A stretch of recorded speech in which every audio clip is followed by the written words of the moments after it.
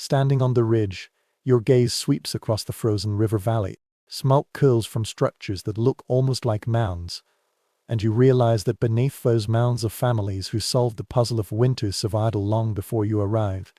Your cheeks sting with cold, your hands rub together instinctively, a reminder of how fragile warmth truly is. The truth is, modern indigenous peoples of North America didn't just survive winter, they built entire lives, cultures, and stories around how to endure it. The first fact is, indigenous communities lived in diverse climates, from the tropical forests of the southeast to the Arctic tundra. A fundamental truth grounds us. Plains tribes, like the Mandan, built earth lodges, using thick earthen walls to hold heat. Imagine crouching to enter, your breath instantly fogging against the ceiling of wooden poles and packed dirt. These homes were marvels of low-egg insulation. As you tug your fur collar higher, consider the ingenious solutions that emerged. Did you know? Some people carried smoldering embers and funneled buffalo horns or bark bundles like primitive portable heaters. Instead of struggling to restart a fire each morning, they'd simply blow on the glowing coals to bring life back to flame. It's a detail that feels both carrying your takeout embers, hoping they wouldn't die before breakfast. Yet, historians remain puzzled by one debate: did this reliance on carrying embers mean fire-starting technologies, like the bowed reel were less common in daily winter life than we assume? Some argue yes, that bowed reels were reserved for ceremonies or backups, while others believe carrying embers was just one of many strategies. The truth may lie within oral histories that shift with each telling. Standing here, the stars feel closer in the crisp air. The Milky Way arches like a frozen river overhead, every gust of wind whispering of your body's fragility in this vast cold. You rub your hands, imagining the weight of a buffalo robe on your shoulders. The scent of hide and smoke would cling to you, pungent, yet comforting. You realize warmth isn't just about temperature, it's about security, belittling the difference between being an outsider on a frozen ridge and someone curled inside an earth lodge where embers glow. In the distance, a faint song carries through the cold. It strikes you suddenly warmth is collective too.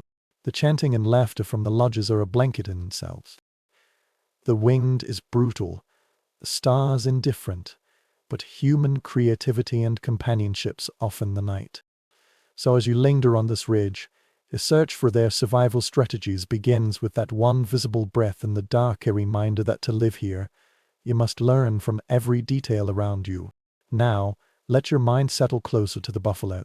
Not the beast thundering across the plains, but the thick hide left after the hunt.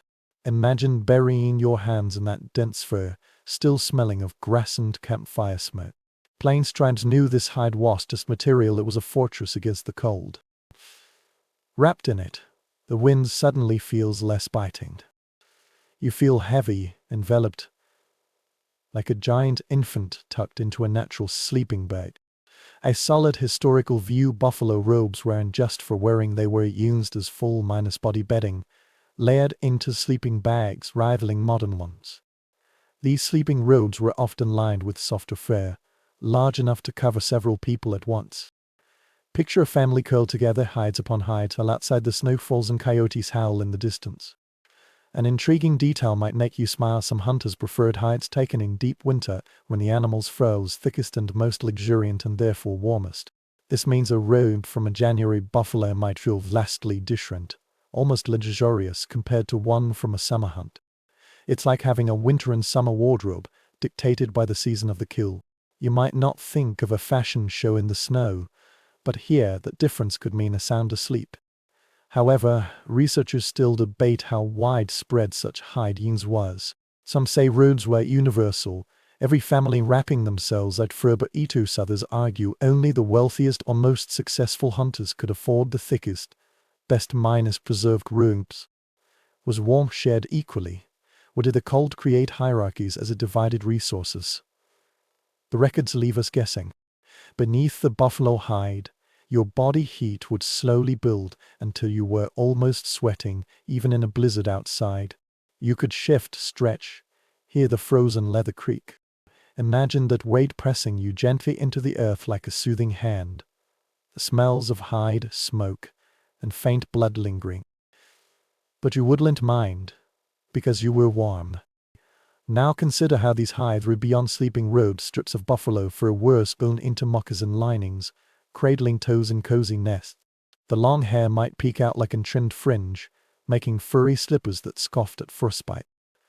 When winds picked up, hides were hung over teepee entrances, forming dorm-minus flats that trembled but held the cold at bay. These small details, piece by piece, created a life where warmth was never guaranteed, only carefully crafted. You hear laughter from a group gathered inside a teepee, buffalo robes slung over their shoulders like noble cloaks. Children tumble in piles of fur, giggling despite the chill seeping through cracks. The fire pops weakly, but the real barrier against the cold is the layers of hide enveloping them. In that moment, you realize warmth isn't just physical comfort, it's the psychological solace of being wrapped in buffalo hide, believing you can weather any storm. In your imagination, adjust the robe, pulling it tighter, letting the fur brush your cheek.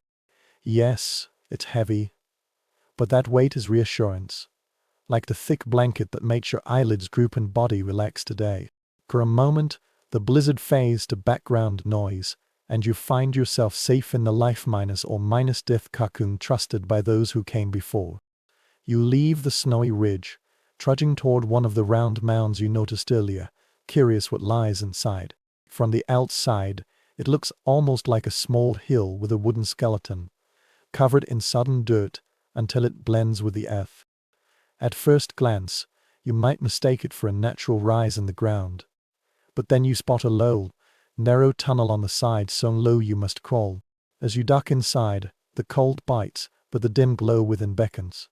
A basic fact: the earth lodges built by plains tribes like the Nandan Hidatsa could house extended families, often spanning up to 40 feet in diameter, supported by massive central beams.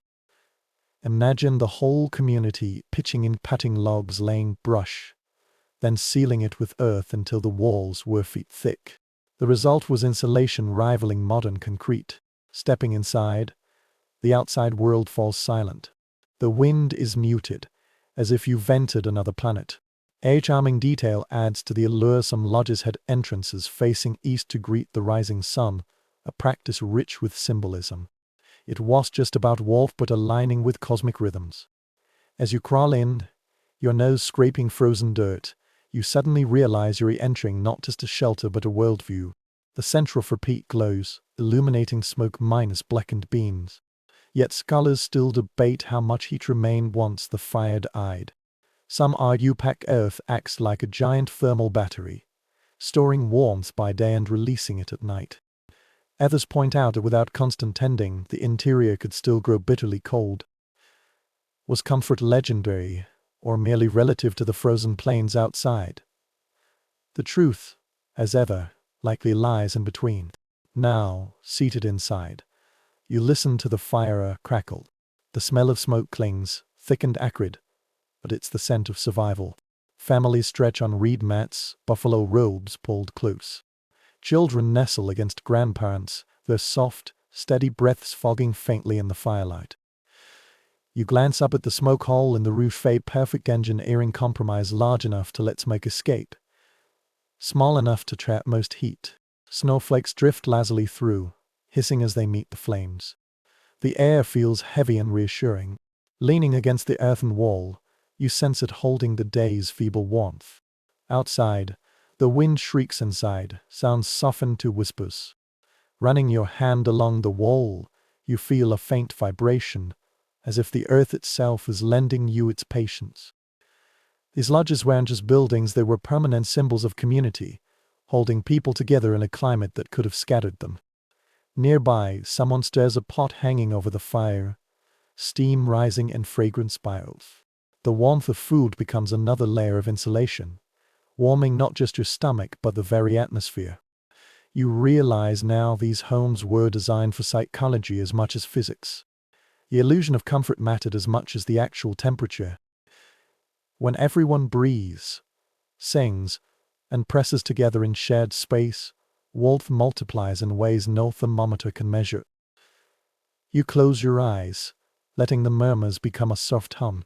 The earth presses in from all sides, not oppressively, output like a parent's arms encircling a child. The lodge is dark, smoky, humble. Yet within it, you feel a formidable strength. A certainty no matter how the cold rages outside, you will endure. You leave the smoky earth lodge for another shelter smaller, lighter, built not from earth, but from saplings bent into graceful arches. Before you even reach the entrance, the scent of bark and reeds greets you. Placing your palm on the door frame, you feel it flex but not break, like the living ricbage of the forest. This is the wigwam, the domed home of many Algonquian peoples of the northeastern woodlands, and it becomes our next lesson in taming winter without brick or steel. An accepted fact: wigwams were covered with layers of birch bark sheets or woven mats, sometimes topped with hides, creating walls thick enough to block wind and snow. Stepping inside, you feel how these layers trap warmth. Each one acts as a barrier, much like layering sweaters, coats, and scarves today. Ducking through the entrance, sealed with a door flap, you realize the mere presence of bodies raises the interior temperature. The central fire is smoldered, its glow licking upward toward the smoke hole, but the walls amplify its effect until the air is breathable and safe. A practical creative detail: you might find amusing families often stuffed moss or grass between bark layers, like primitive caulking. Imagine crouching by the wall, tucking handfuls of greenery into cracks, humming as you work, knowing each tuft might mean the difference between shivering all night and waking refreshed. This might have been children's chore, turning survival into a game who could plug gaps fastest as snow fell outside. Researchers remain divided on how well these smaller shelters fared against northern winters. Some claim the design worked brilliantly, as compact spaces quickly locked in body heat, especially when families huddled close. Others argue wigwams could still be drafty, particularly if bark peeled or much thinned with age. Did people live comfortably through winter, or did they always see them as temporary, makeshift shelters until spring's return? Archaeologists, some ethnograpers, still don't fully agree. Kneeling on a rush mat spread over the floor, you feel the packed earth below, cool and firm, yet softened by the weave. Your fingertips trace the pattern, rough and fibrous, but warmer than bare ground. Someone has hung fur robes along the walls, their thick pelts doubling as storage and extra insulation. The wind outside is muffled but not silent, like listening to the world through a heavy curtain. Inside, the crackle of the small fire sounds louder than it should, its warmth magnified by the closeness of the walls. A family shares roasted nuts from a clay bowl. The scent of pine needles drifts from another bowl steeping in hot water, a kind of tea. You realize the wigwam isn't a grand palace, nor does it need to be. The real magic lies in its scale: small enough to heat quickly, large enough to hold loved ones. The curved roof guides smoke in lazy spirals upward. Watching a child poke embers with a stick, hurl after rising light sparks, you see the wigwam's flexibility, both literal and figurative. In warmer months, mats could be rolled up, bark lifted to let breezes through. In winter, every layer was restored, stitched tight and weighed with stones. This was a home that breathed with the seasons. Today, zipping up a tent, you echo principles perfected by the wigwam: lightweight frame, adaptable walls, and that flickering fire at the center. Interestingly, some accounts note the word wigwam itself was limited to one structure that described various dome or cone-shaped dwellings by region. This linguistic flexibility may explain why outsiders often misunderstood them as flimsy huts when, properly maintained, they could withstand months of winter. You almost smile, thinking how early colonists underestimated these homes, finding them snug while European miners-style cabins remained crafty. Debate continues over whether wigwam construction was primarily women's work, or if men played larger roles. Some ethnographers insist women wove mats under arranged interiors, while men handled the heavy framework.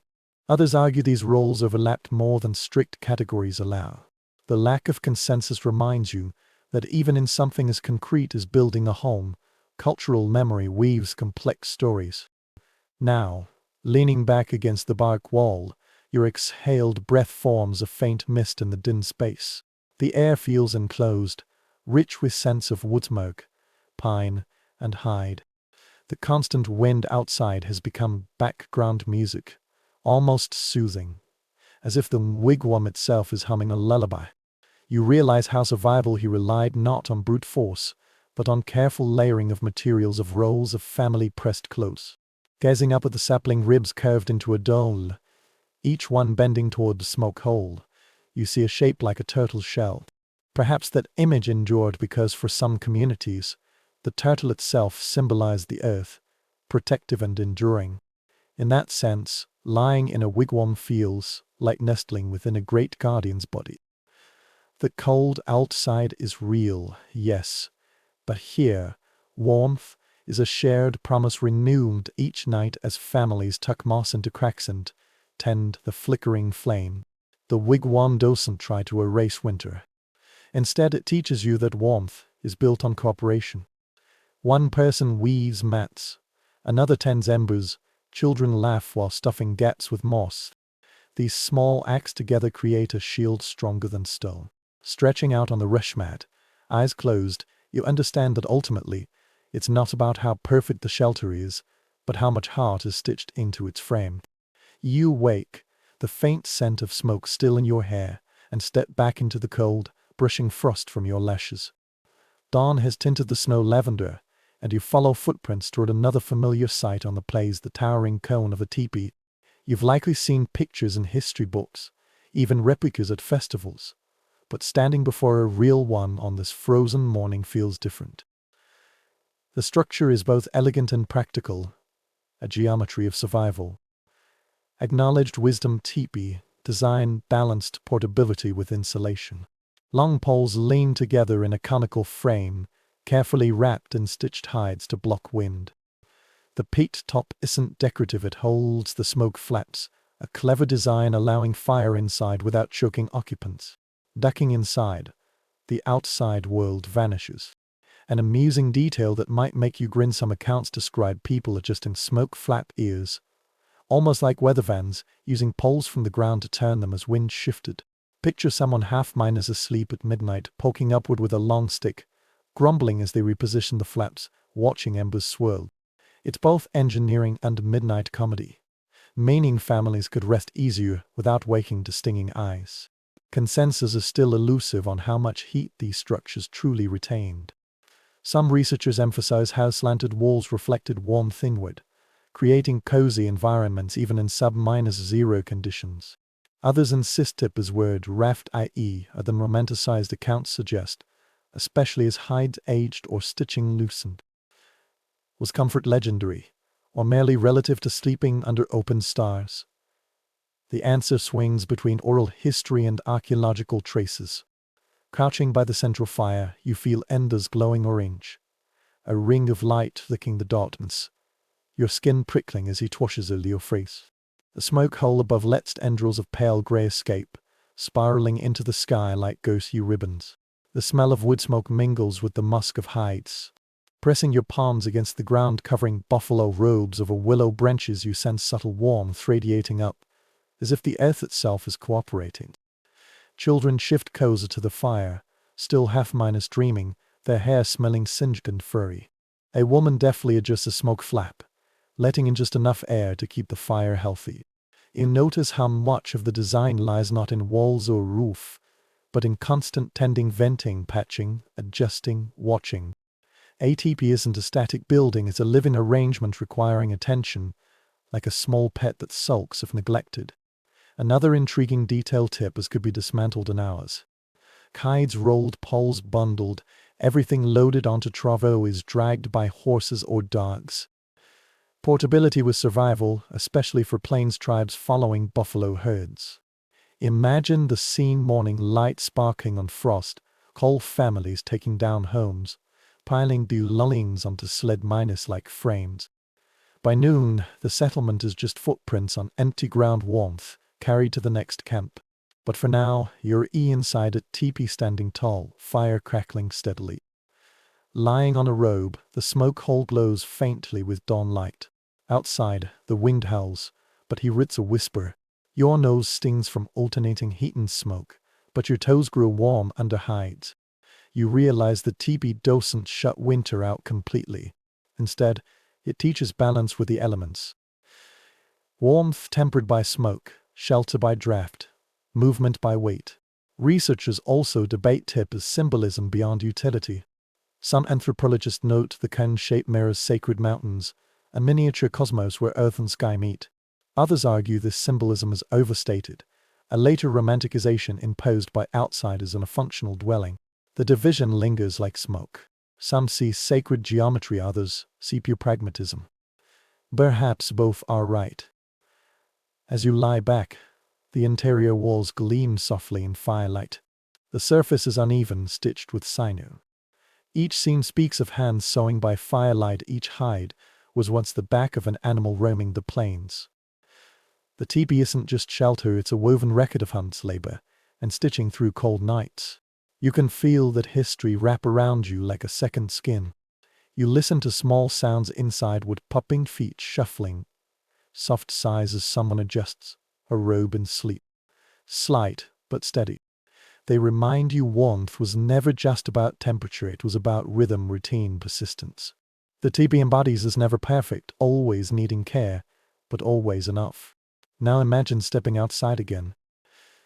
Its smoke flaps fluttering in the wind. From afar, a circle of tipis forms a village that looks almost ritualistic, each sending up its own spiral of smoke. The air smells of 1,000 fires merging into one cloud. Living here meant living in cooperation.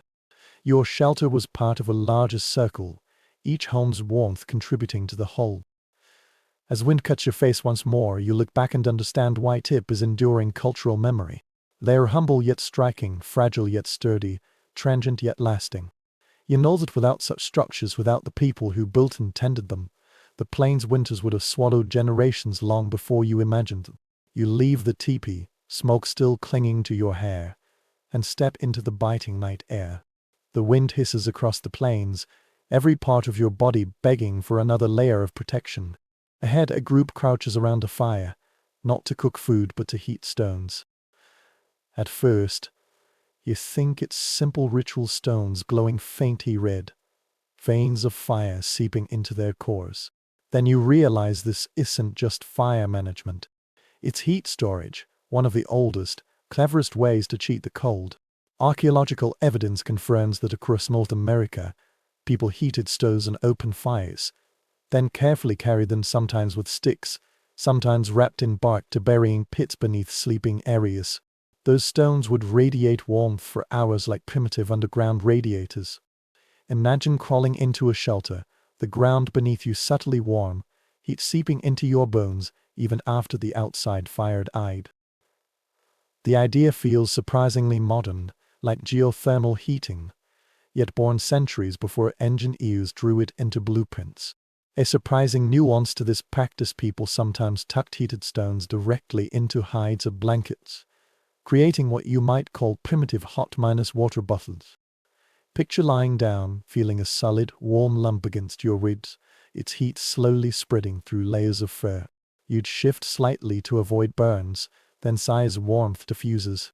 The thought might make you smile. It's both cozy and slightly awkward, like a pet rock insisting on being useful. Debate continues on how widespread this method was. Some anthropologists believe it was common in many regions, from the plains to the northwest coast, wherever stones were plentiful. Others argue it was more situational, used mainly in deep winter or for ritual practices when fire couldn't burn all night. Was stone mined as heating a daily bedtime routine or a specialized survival trick? Evidence remains patchy, like thin ash scattered by time. Now you crouch by the fire, listening to stones hiss and pop as moisture inside evaporates. Leap into the night sky. An arm's length away, the heat is almost unbearable. Yet you know in minutes these same stones will be buried in earthen hides, cradling sleepers against the cold. Someone lifts a glowing rock with forked sticks, braces it in a bark sling, carries it carefully as if holding a fragile infant. The ritual has a rhythm: heat, carry, bury, repeat. Inside the shelter, you see the effect: a shallow pit lined with stones glows faintly before being covered with soil. Above, people spread mats and robes, settling as if lying over a hidden hearth. The ground radiates warmth upward, soothing muscles, easing frost's bite. Stretching out on one of these mats, you're amazed how comforting the heat feels compared to the cutting wind outside. Your eyelids grow heavy almost immediately, soothed by the steady warmth rising from below. This was just for sleep. Warm stones also cooked food in earth ovens, but leftover heat doubled as body insulation after the meal. Imagine a snowy night where dinner and sleep became part of the same cycle, then baked away the chill itself, leaving families drowsy and satisfied. The practicality borders on poetry. Interestingly, some traditions wove stories around stones, seeing them as alive, holding the spirit of fire. Placing them under beds was just practical but protective, as if fire itself extended into the earth, watching over sleepers. You can almost hear an elder telling a child, "The stones will guard you tonight." Those words are both science and lullaby. As you settle into the idea, the smell of smoke still clings to your clothes. The ground's faint warmth seeps into your back. Outside, the wind rages, but you feel a secret ally humming beneath you, holding stolen heat. The fire has gone silent, hidden underground, yet it works as faithfully as any hearth. Modern readers might wonder just how effective these methods were, but your body tells you effective enough. The warmth might not be blazing, but it's steady and reliable, and paired with furs, it creates a cocoon lasting till dawn. And it was portable too. Unlike fireplaces fixed in stone, these hot rocks could be prepared anywhere, from forest clearings to frozen plains. Flexibility itself was a comfort. Watching the last sparks die, families curl over their buried heaters. Their breathing deepens, the shelter filling with quiet. A coyote barks, its voice thin and lonely.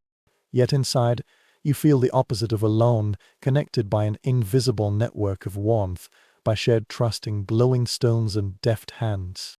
The debate over whether this practice was ordinary or special may never resolve. But lying here, you realize the argument hardly matters. Warmth is warmth, however it's made. The ingenuity of using stones to hold fire's heat through the night remains one of humanity, as small miracles of persistence. You close your eyes, the ground humming faintly beneath you, and understand why this method endured. It turns something as inert as stone into guardian, companion, vessel of life. Drifting into half-minor sleep, you know that even when frames die, the earth itself glows in secret. Night presses down, heady and endless, and even the warmth from stones buried beneath your mat fades with time. Shifting in sleep, tugging robes tighter, you suddenly become aware of something else happening here. Something far simpler than fire or stone. You're not alone. A shoulder brushes yours, a knee nudges your side, and you slowly piece together the oldest heating system of all body pressed against body. Early ethnographies clearly state that many indigenous families slept together. Children sandwiched between parents wrapped in the same robe, cousins sharing mats without hesitation. One buffalo robe large enough to cover 3 or 4 people was more efficient than splitting into separate beds. The math of survival was clear: more bodies meant more warmth. Turning onto your side, you feel the steady rhythm of breath against your neck, another chest swarm radiating like a small furnace. A nearly comical detail: some travelers described morning routines, families untangling themselves from knots of fur and linens, groaning as robes were thrown back into cold air rushed in. Picture yourself half-minus asleep, clinging to the last bit of warmth, only to be pulled from your cocoon as someone moves. It was messy, awkward, and utterly human. Scholars debate how much of this arrangement was necessity versus cultural choice. Some argue shared sleeping areas strengthened bonds, keeping families close physically and emotionally. Others point out that in earth lodges and wigwams, space was often limited. There simply wasn't room for privacy, so crowding together became inevitable. Was warmth the primary goal, or just a byproduct of living shoulder minus to minus shoulder? The answer likely depends on who's telling the story. You breathe an air smelling of smoke, fur, and humanity. It feels heavy, not entirely pleasant. Too many bodies into smaller space, but you can't deny its effectiveness. Outside, cold wind gnaws at walls, but within this warm pile, your skin feels flushed. A child curls closer, a small hand resting lightly on your arm. Do you think survival always depends on togetherness? It was just family sharing warmth. In some communities, dogs sled animals, hunters' companions, guardians curl beside people at night, their fur and steady breath adding another insulating layer. At first you might resist the idea, but lying here in the cold, you'd welcome a muzzle nudging your shoulder if it meant an extra degree of warmth. The bond between human and animal was both practical and emotional. Interestingly, some explorers' accounts mention their surprise at how tightly people crowded, seeing it as a lack of propriety. Yet to the families themselves, it was simply common sense. Survival hardly cares for etiquette. Imagine one of those outsiders trying to sleep alone, shivering all night while nearby children giggled in their warm heat. Sometimes adaptation meant ignoring what others found strange. Debate also touches on whether communal sleep encouraged deeper cultural practices like bedtime storytelling and dream sharing. Some researchers believe lying so close made whispered tales before sleep more natural, binding not just warmth but memory. Others dismiss this as speculation, insisting warmth alone dictated the custom. But as you close your eyes, hearing a voice murmuring a story inches away, it's hard not to believe comfort and story went hand in hand. Shifting slightly, your own brushing and others, you realize warmth isn't just heat, it's trust. Letting someone sleep pressed against you means accepting vulnerability, letting them hear your breath, feel your heartbeat, share your body's secrets. Here, where frostbite could claim fingers and toes, such intimacy wasn't optional, it was essential. Maybe that's why bonds in these communities ran so deep. The warmth of winter nights carried over into kinship by day. The shelter itself seemed to respond to this closeness. The smoke hole above breathes softly, releasing the faintest trail of smoke. Walls tremble in the wind, but the bodies inside stay still, pressed together like one great organism. You can almost imagine the dwelling itself sighing, exhaling with every synchronized breath. In the dim glow of firelight, you study the layers of robes covering the group fur upon fur, hide upon hide, until the heat becomes indistinguishable, a single noun of survival. Somewhere beneath, a child coughs slightly, and silence returns. You feel the vibration through shared bedding, recognizing how collective living turned individuals into a single pulse. At dawn, when first light seeps through the smoke hole, the spell breaks. One person moves, then another. Robes are thrown back, the rush of cold air stings your face like icy needles. For a moment, you shiver violently, wishing night could last forever. But then fire crackles back to life. Warmth slowly returns. You watch the group stretch, laugh, stumble into the new day that closeness taken for granted. It's easy to romanticize the idea of communal sleep, seeing it as quaint or even idyllic. But the reality was more complex: occasional discomfort, crowded bedding, the odd elbow to the ribs. Yet you realize that in the long history of winter, this messy intimacy was one of the most reliable defenses. The warmth of many bodies outlasted any single flame, was more resilient than any pile of stones. Stepping into the frost, you can feel the night's warmth still clinging to your skin. The cold slaps you awake, but inside you remain steady. You realize sometimes survival isn't about tools or shelters. It's about finding the courage to draw close, to share breath and space, letting trust itself become the hearth. So you move on, carrying the warmth given by memory of bodies pressed together into the next test. Morning chill hasn't yet lifted.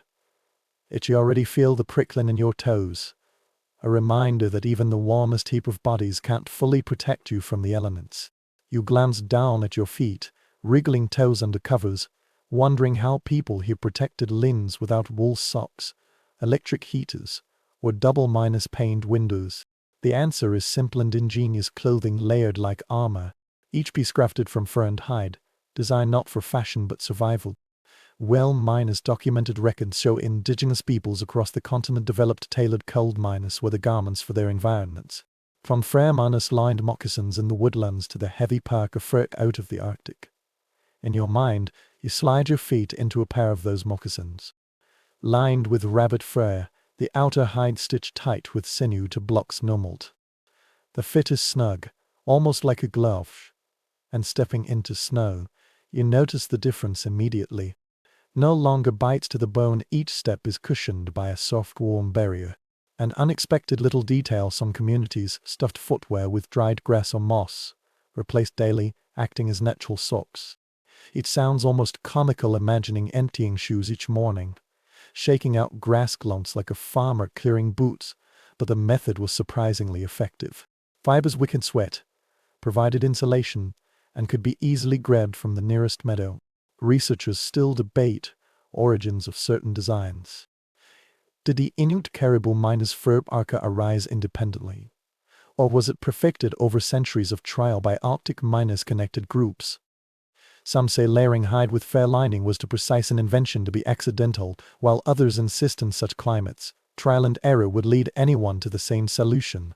The debate scatters like snowflakes, paths different, conclusion identical. Survival demanded genius.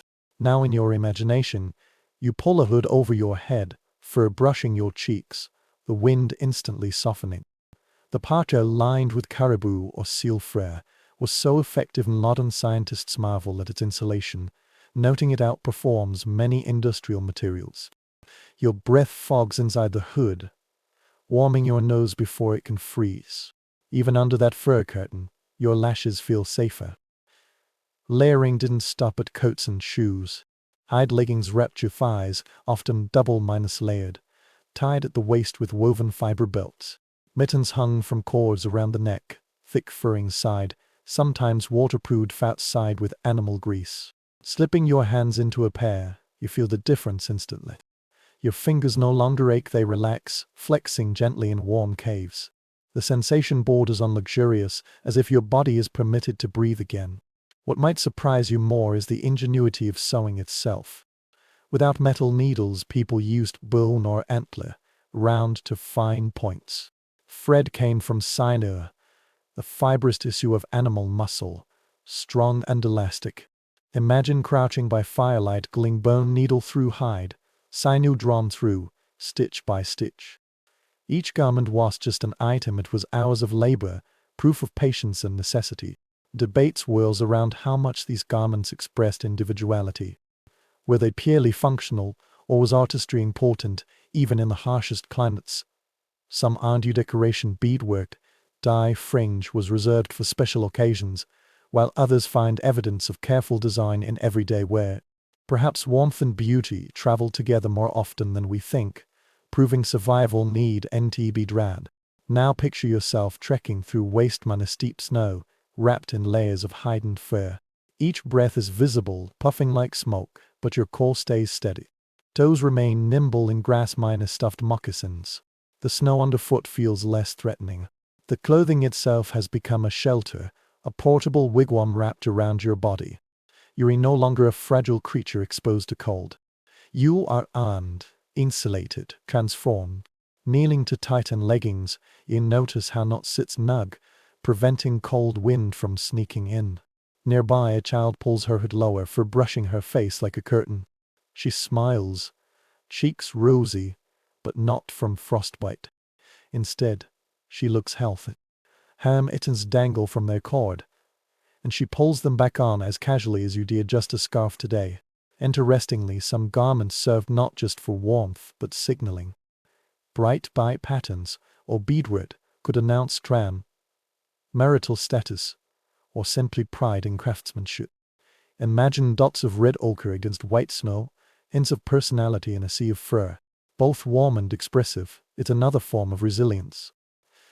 As wind gusts harder, you cinch the hood, aware of the silence inside. The world turns muffled, the blizzard reduced to a hush.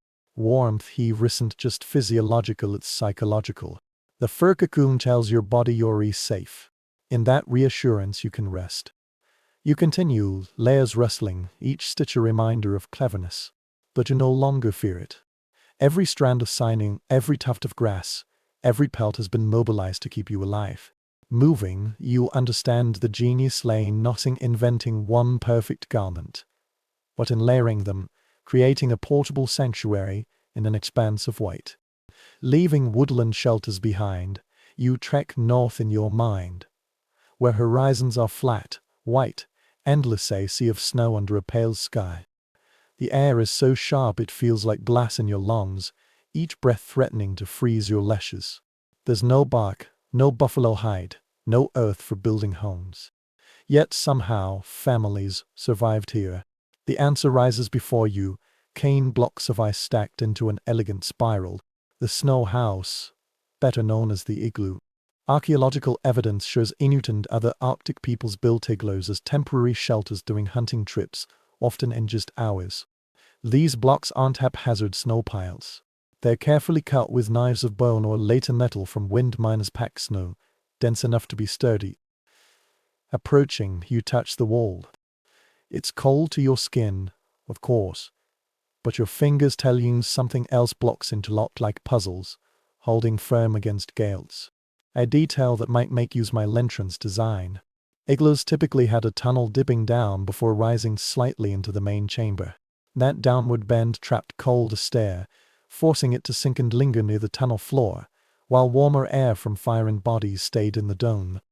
Imagine crawling through that tunnel, snow scraping your shoulders, then suddenly entering a room where temperature felt surprisingly mild, still cold by modern standards, but survivable, even comfortable. Researchers disagree on how warm igloo interiors could become.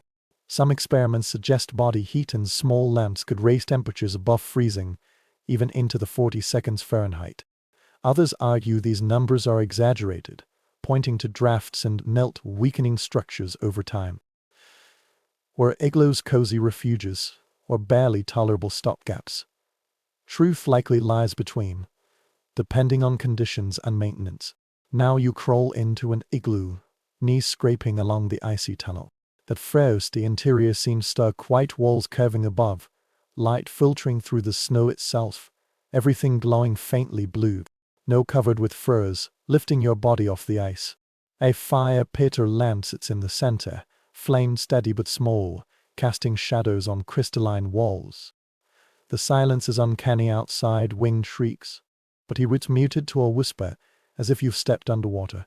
Hanging in the air, adding to moisture slowly forming an icy glaze on interior walls. Strangely, that glaze helps. The thin ice layer seals cracks, making the igloo sturdier, better insulated. You realize even your exhalation, tiny water vapor, contributed to survival. Nothing was wasted. An interesting note from oral tradition: some igloos were large enough for feasts or dances, temporary community centers on ice. The idea seems almost absurd, laughter and song echoing inside a snow dome. Yet it paints a vivid picture of resilience where even ice itself became a stage for human connection. Looking up, you notice how blocks spiral inward, each slightly tilted until they meet at the top. It's an engineer's dream. No mortar, no beams, just geometry holding everything together. The dome distributes pressure evenly in all directions, so the structure grows stronger under weight, not weaker. Snow, that substance which chills to the bone, here becomes elegant architecture. Debate continues over whether igloos were strictly for short-term hunting, or if some families lived in them long-term. Some anthropologists insist they were strictly temporary, the night or two at most. Others mentioned documented seasonal villages dotted with igloos, suggesting people could stay for weeks. Uncertainty remains, but lying here now, you can believe both quickly built, easily abandoned, yet fully capable of sustaining life long enough to matter. Sitting on the fur-covered platform, you notice how sound behaves differently inside. Every tiny movement echoes slightly, softened by snow yet amplified by the dome. Whispers travel farther than you'd expect, coiling through the chamber like smoke. Imagine a child giggling, the sound reaching every ear inside. Warmth, you listen just thermal, its auditory, a cocoon of sound against the tundra's silence. Your nose prickles with cold air that you pull the pocket outer, let the small lamp flicker. Its flame smells faintly of oil and soot, its light casting gold tones on blue walls. The contrast feels almost magical, blue and gold weaving together, a palette born from survival. Resting your palm to the wall, you feel its solidity. A reminder what seems fragile can actually be enduring. Crawling back through the tunnel, you glimpse the dome rising from the snowfield once more. From outside, it looks like a simple mound, easily missed by the unobservant. Stories, dreams, and heat. That paradox stays with you. Shaped by human hands, becomes a vessel of warmth. Cheeks stinging but less afraid. The igloo stands behind you, a quiet sentinel.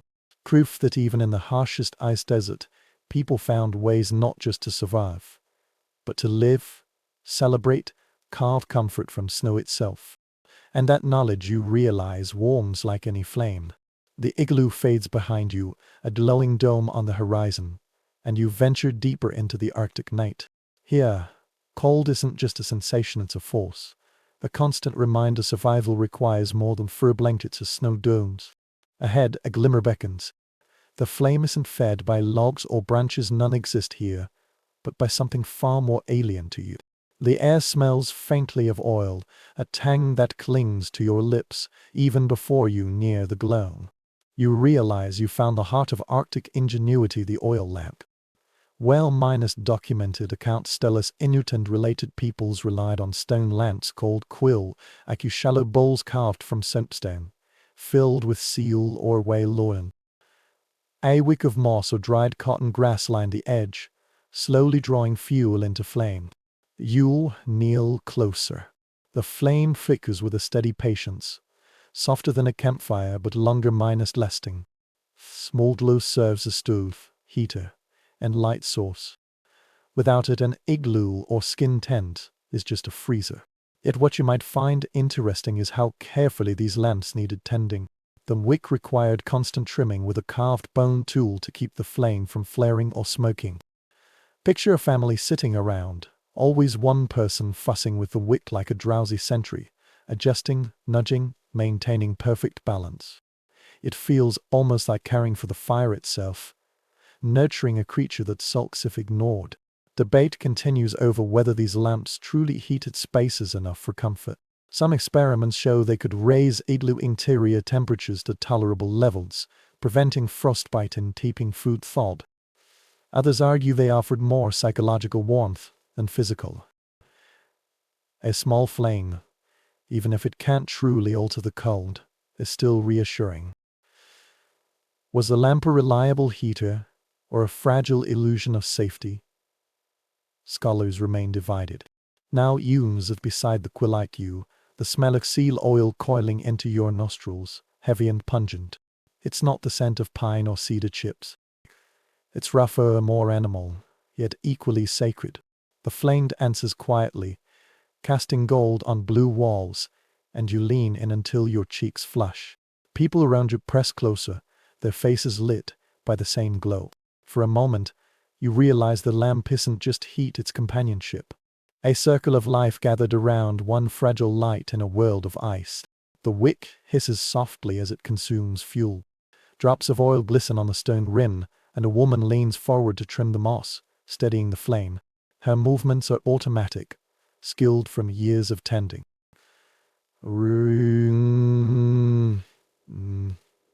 You observe the precision. Too much oil. The lamp smokes too little. It gutters. Balance is everything. Just as survival here was always a balance between scarcity and need. Interestingly, the quill like you was just a practical tool. In many traditions, it carried spiritual weight, symbolizing the sun itself during long winter nights. Some stories say the flame represented the warmth of the family, even a goddess watching over hearth and home. Imagine a whispered prayer as the lamp is lit, believing its glow could ward off not just cold, but invite protection. In that sense, each wick minus trim was not just maintenance but ritual. Every flicker a reminder life stubbornly persists. Its low flame heated seals to a dried clothing hung above. You lift a fermentin, feeling it stiff with frost, then drape it near the flame. Slowly fibers soften, as melts into droplets that hiss on the stone.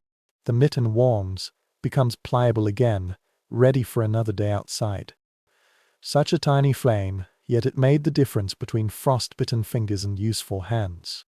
Yet you can't help smiling at the thought of the smell. The pungent oil odor clung to everything: robes, hair, bedding. Outsiders often complained, wrinking noses. But to those who lived here, that smell meant safety. The tang of seal fat was always better than the silent dark of freezing. After all, scent is just another kind of memory. Ongoing scholarly conversation touches on efficiency. Was whale loyal preferred over seal? Did moss wicks outperform cotton grass? Each variation left different and heat signatures. Archaeologists studying lamps at still debate which fuel dominated. Uncertainty remains, but sitting in this glow, you realize the debate hardly matters to those who simply needed flame to last another night. The room, both gold and blue. Outside, the blizzard rages, unseen but heard in low howls. Inside, children press closer, cheeks ruddy, laughter rising over the oil's hiss. You notice how the lamp pulls everyone toward the center, binding them in a circle. It's not just firelight. It's the architecture of community, forcing people together, sharing warmth and stories. Placing your hand on the stone rim, you feel its smooth surface warmed by countless nights of use. The quilaique is heavy, enduring, curved to last. Imagine it passed from grandmother to granddaughter, each hand that trimmed the wick part of a chain longer than memory. It was just an object, but a vessel of continuity, flickering with both utility and meaning. Closing your eyes, the oil smell lingers, the gentle flame hums against your eyelids. You understand now: survival isn't just brute force against cold. Sometimes it's coaxing life from a drop of oil and a scrap of moss, nurturing a fragile light that grows into the heart of a home. You let the thought sink in, warming from within until the Arctic night's hell feels very far away. The small quilaique lamp still glows in your mind as you step toward another vision of warmth. The air around you is sharp, but he's singing a low, rhythmic chant that makes your ribs vibrate. The sound leads you to a low structure of bent saplings covered with hides. Steam curls from cracks like breath.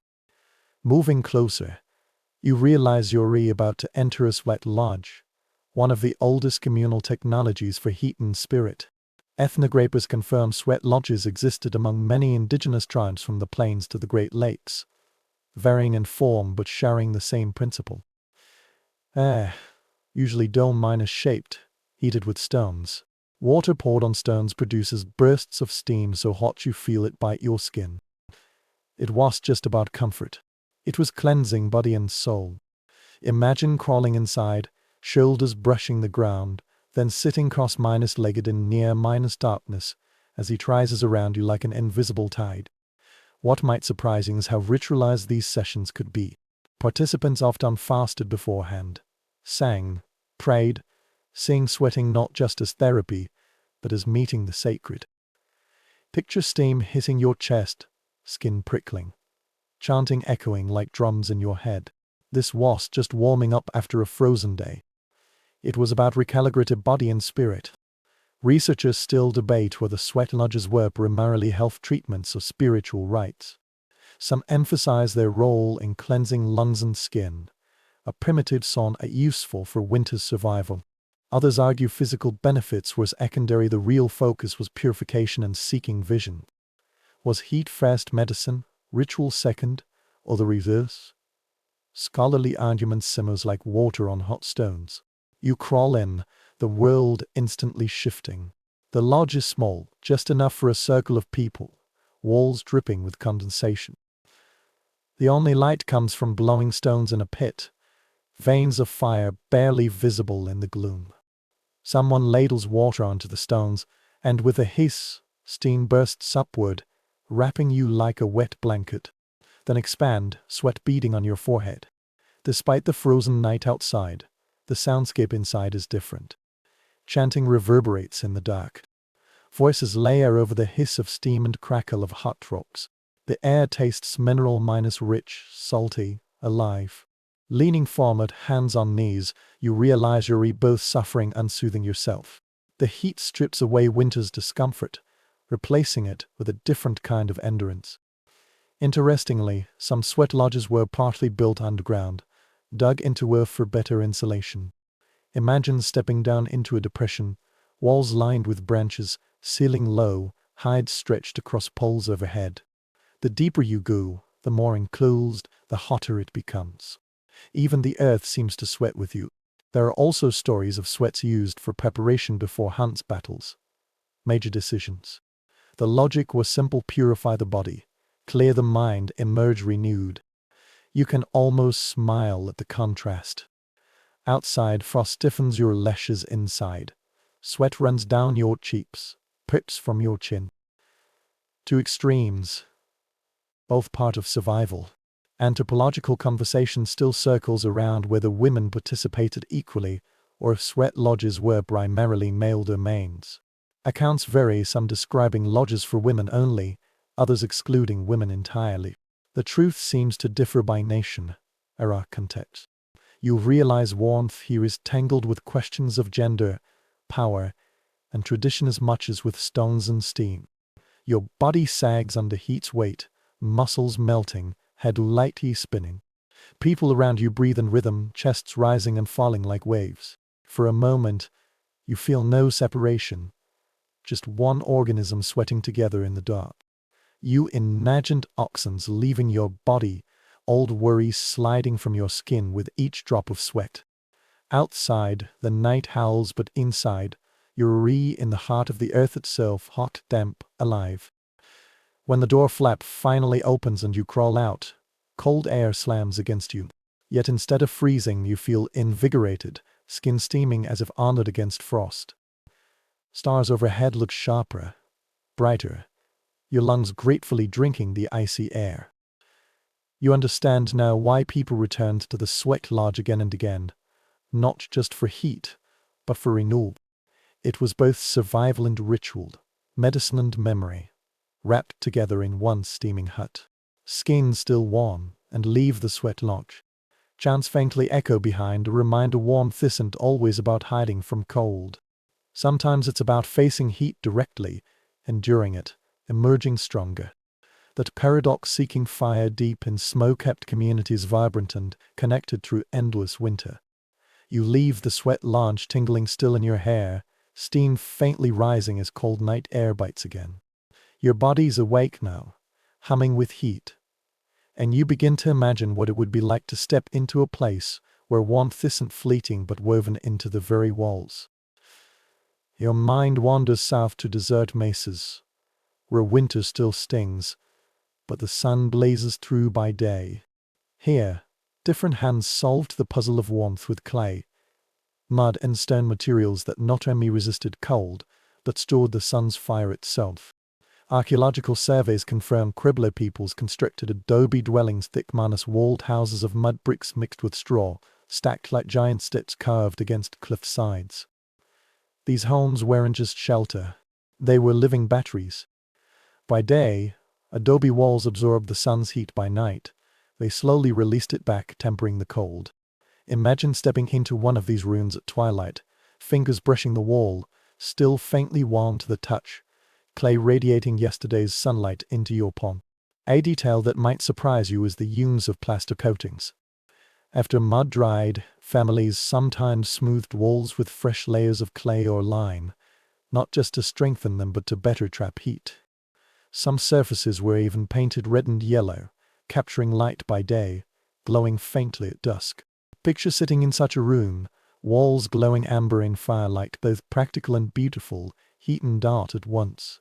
Researchers still debate how much of this heat retention was intentional design versus fortunate coincidence.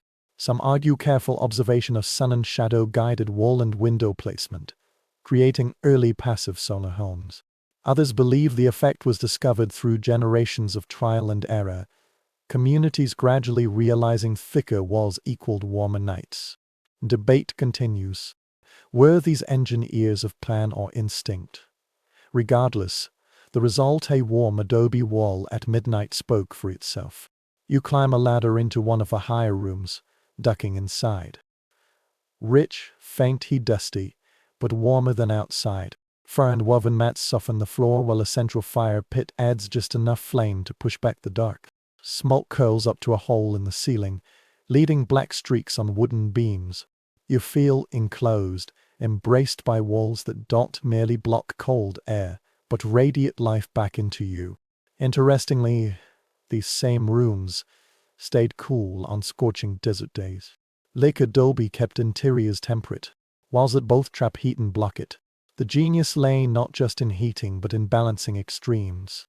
Families learned to live with the earth's cycles, letting their homes breathe heat and unbout like lungs. Scholarly conversation doesn't stop at architecture.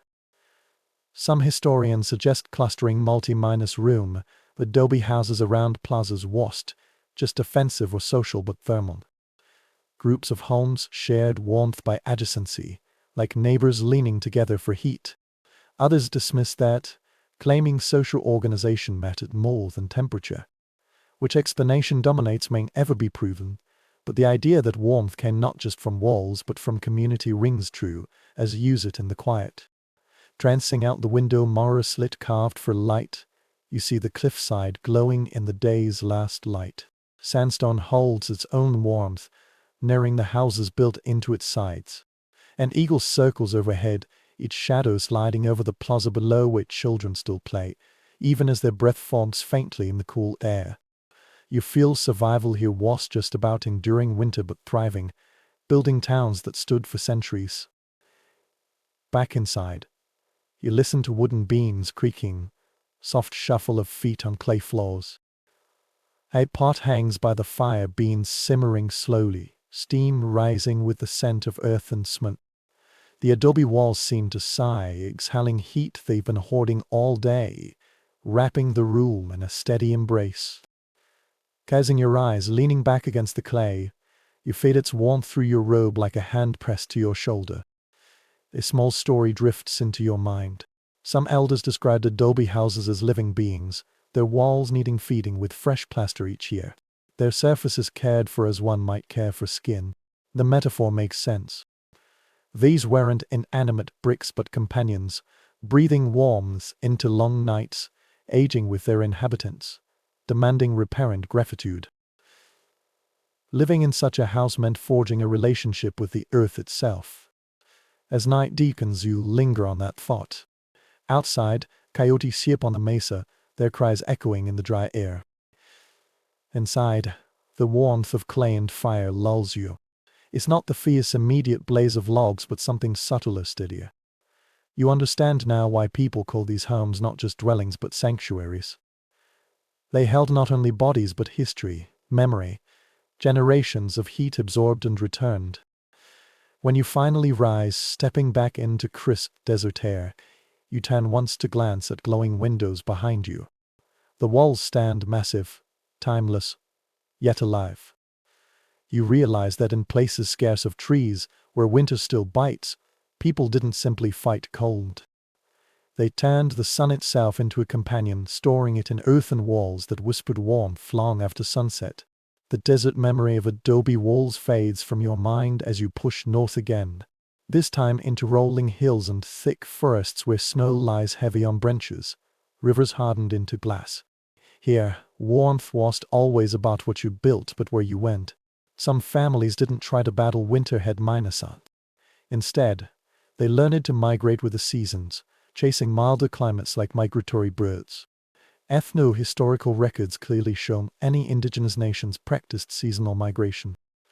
The Lakota, for example, followed buffalo herds across the plains, moving camps to where food was plentiful and winter less brutal. Further east, Algonquian peoples shifted from summer fishing villages to inland hunting grounds in winter, seeking shelter from coastal winds.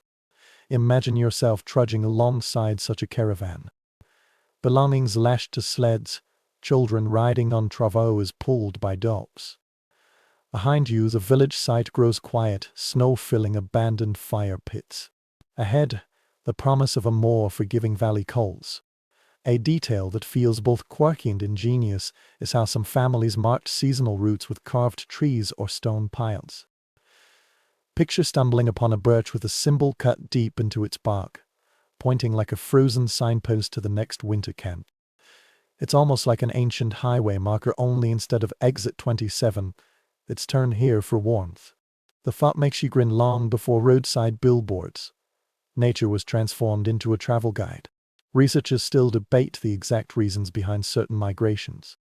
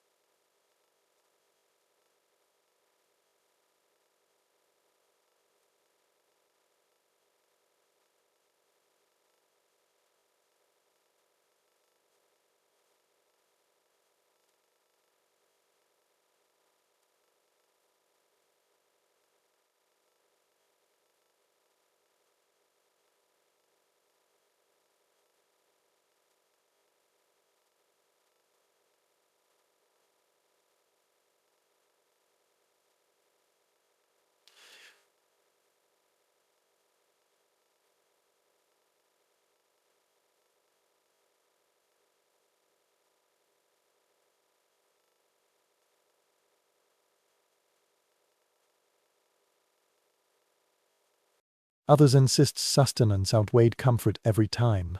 The debate lingers, reminding you survival never has one neat explanation. In your imagination, you join the line of travelers. The crunch of snow underfoot softened by layers of fur. Dogs bark as they pull sleds laden with hides, tools, children. Smoke curls from the last dwellings behind you, a fading ghost against the horizon. Wind cuts hard across your face, but the thought of a sheltered valley ahead keeps your legs moving. As dusk falls, the party reaches a bend in the river where cliffs rise on three sides, shielding the ground from icy gusts. Here, families set up their winter lodges. Fires spark, hides flap into place, slowly walt grows from nothing. You spread them over pine boughs, your back grateful for the softness, realizing the genius of migration. Rather than battle the worst of the season, you simply sidestepped it. Interestingly, this seasonal rhythm shaped more than warmth. It influenced calendars, ceremonies, even languages, embedding movement into culture.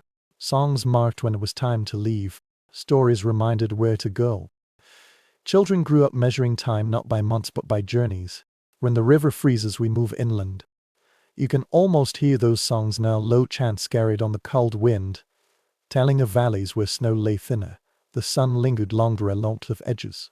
Scholarly conversation extends to how permanent any single camp really was. Some anthropologists argue winter lodges, even well-nigh built, were never meant to last more than a season, abandoned as soon as the thaw began. Others suggest families sometimes returned to the same sheltered sites year after year, repairing structures, building a kind of cyclical permanence. Was migration endless wandering or a circuit of familiar stations? No single answer covers every nation. In a new camp, fire crackles, its smoke rising into a canopy of branches overhead. The cliff's mute winds so effectively you can hear laughter echoing back, warmer than the flames themselves. Ragging a hide strap, cheeks flushed. You pull your robe tighter, feeling a warmth that comes not just from the fire, but from knowing the fiercest winds are blunted by geography, a choice precise and generations deep. Lying down that night, pine boughs smell sharp, resinous, almost medicinal. You press your cheek to buffalo hide, feeling its rough softness, but less cruel. The valley holds you in a pocket of stillness. Drifting toward sleep, you know warmth here wasn't always about invention. Sometimes it was simply about wisdom, the decision to move, to bend like grass before the storm, rather than stand rigid and break. Morning, when light spills down the cliffs painting snow gold, you rise refreshed. Around you, smoke rises from dozens of fires, a temporary village alive with chatter and the smell of roasting meat. Migration has paid off. Warmth is gentler here, the cold less biting. Shouldering your pack, ready for the next move, you realize survival isn't always about staying put. Sometimes it's about knowing when to leave, when to seek warmth not in walls or flames but in the landscape itself. The valley fades from view, and you imagine traveling farther into stretches of land where the wind itself seems to conspire against you. It's not just freezing air that steals warmth, it's relentless gusts carving through every gap in clothing, tearing heat away faster than any snow ever could. You realize survival here is about not just what you wear or build, but how you redirect the very breath of the earth. Windbreaks, simple yet ingenious, become another shield against winter's cruelty. Historical records note many native groups across plains and forest constructed barriers of brush branches or piled snow to blunt the wind. Picture standing in an unprotected open field. Roars pulls at your robe, whistles into your ears until your ear izzy. Now step behind a wall of woven willow or a stacked ridge of snow.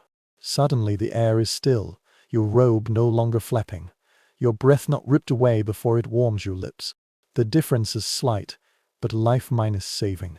A detail you might find oddly resourceful is how some people use buffalo hide stretched across poles as temporary windscreens, portable walls that could be quickly set up in camp. Picture a hide flapping faintly, the hair side turned inward to catch warmth, while outside the storm rushes past. It's almost like nature's folding screen, only instead of shielding from prying eyes, it shields from the sky itself. You almost chuckle at the improvisation, using the same material for bedding, clothing, and now architecture. Discussion continues among researchers over how deliberately engineered these structures were. Some argue they were strategic, placed with careful attention to prevailing winds, even shaped to funnel smoke away from campfires. Others suggest they were ad hoc, whatever branches and hides were on hand, thrown together in urgency. Design or desperation? The question remains as restless as the winds themselves. Now you kneel behind a wall of branches tightly woven with reeds. The difference is immediate. Your hair no longer whips across your face. Your fingers sting less. The fire beside you burns steadier, its smoke rising in a keen line rather than scattering wildly. Sound changes to moments ago you heard only the endless howl of air. Now you hear wood crackling, soft murmurs of nearby voices. Even the quiet crunch of snow under someone's boots. Silence, in its own way, is warm. Interestingly, some accounts mention snow itself became a favorite material for windbreaks. People would pile snow into crescent shapes around their tents, the hardened crust becoming surprisingly sturdy. Imagine shoving snow with your arms, sculpting it into a barrier taller than yourself, then stepping behind it to find a sudden pocket of calm. The irony makes you smile, using the enemy's snow as an ally. The very substance that chills your bones also stops the wind from stealing your heat. As night deepens, use it by a fire shielded by such a barrier. Sparks float upward in calm spirals instead of vanishing sideways into the storm. The air around you feels warmer simply because the wind no longer strips it away. You realize warmth isn't just created by fire or body heat. Sometimes it's preserved by denying the cold its easiest weapon. Anthropological debate doesn't stop at how they were made. Some scholars suggest windbreaks were temporary, thrown up for a night or two, while others believe certain sites used semi-minus permanent barriers that lasted whole seasons. Lack of consensus lingers like a faint draft through a half-minus sealed flap. Perhaps it depended on available resources, the season's severity, even the patience of those tasked with weaving branches together. Leaning back against the barrier, you close your eyes.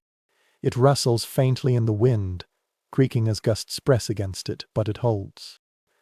You can feel the difference in your body, the steadiness of your breathing, warmth settling deeper into your chest. Someone nearby hums a tune, soft and steady, and you realize comfort comes not only from flames, but from the stillness created around them.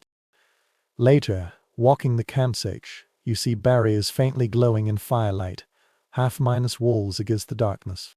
Dogs curl beside them, their fur barely shifting in the calmer air, their laughter not ripped away by gusts. You understand now warmth isn't always about creating more heat. What little you already have.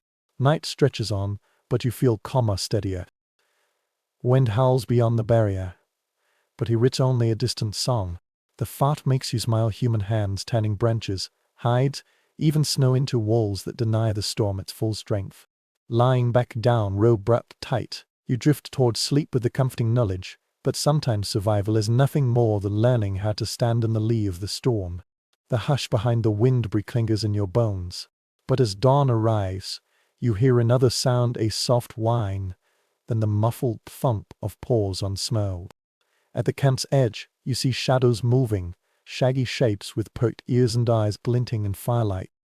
Dogs' companions waters, and in the coldest hours, heaters on for legs with wagging tails. You quickly realize survival here was never only about human ingenuity. Sometimes warmth came on for feet, wrapped in fur and loyalty. Well-miners' documented accounts show sled dogs and other canines were essential across the north, pulling loads, guarding camps, sharing the hunt. But their role didn't stop at work.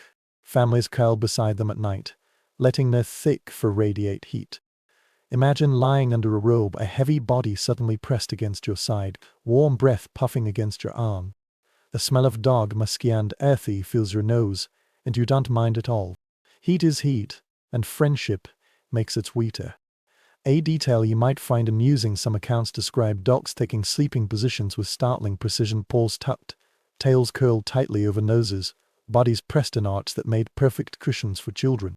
It's almost as if the animals understood winter's rules better than humans, arranging themselves like living hot water bottles. Children would burrow into their flanks without hesitation, giggling as fur tickled their faces. Researchers still debate how deliberate this relationship was. Did people intentionally breed and encourage dogs for warmth, as much as for labor?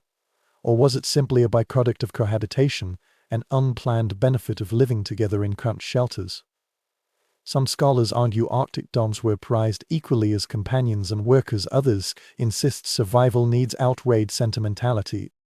Was that warmth an act of love or mere necessity? The discussion still circles like paw prints in snow. Now you lie beside a dog, your hands sinking into thick fur that smells faintly of wood smoke and musk. The dog exhales a low groan, shifts closer, and you feel heat seep through your robe into your ribs. Another curls at your feet, trapping warmth around your ankles. Soon the space becomes a pile of breathing bodies, human and canine, indistinguishable in shared purpose. Each exhale fogs the cold air, layering into collective warmth. The sounds are comforting to the steady rhythm of breathing. The occasional twitch of paws dreaming of hunts. The gentle sighs of children, half miners buried in fur. It feels less like sleeping in a lodge and more like curling up inside a living hearth, each body a glowing coal. But it cannot break through this barrier of life. Interestingly, oral traditions sometimes link dogs with spiritual guardianship. Their warmth was just physical but protective, keeping bad spirits at bay during vulnerable sleep. Some families believed a child nestled against a dog was safer than alone, watched over by more than teeth and fur.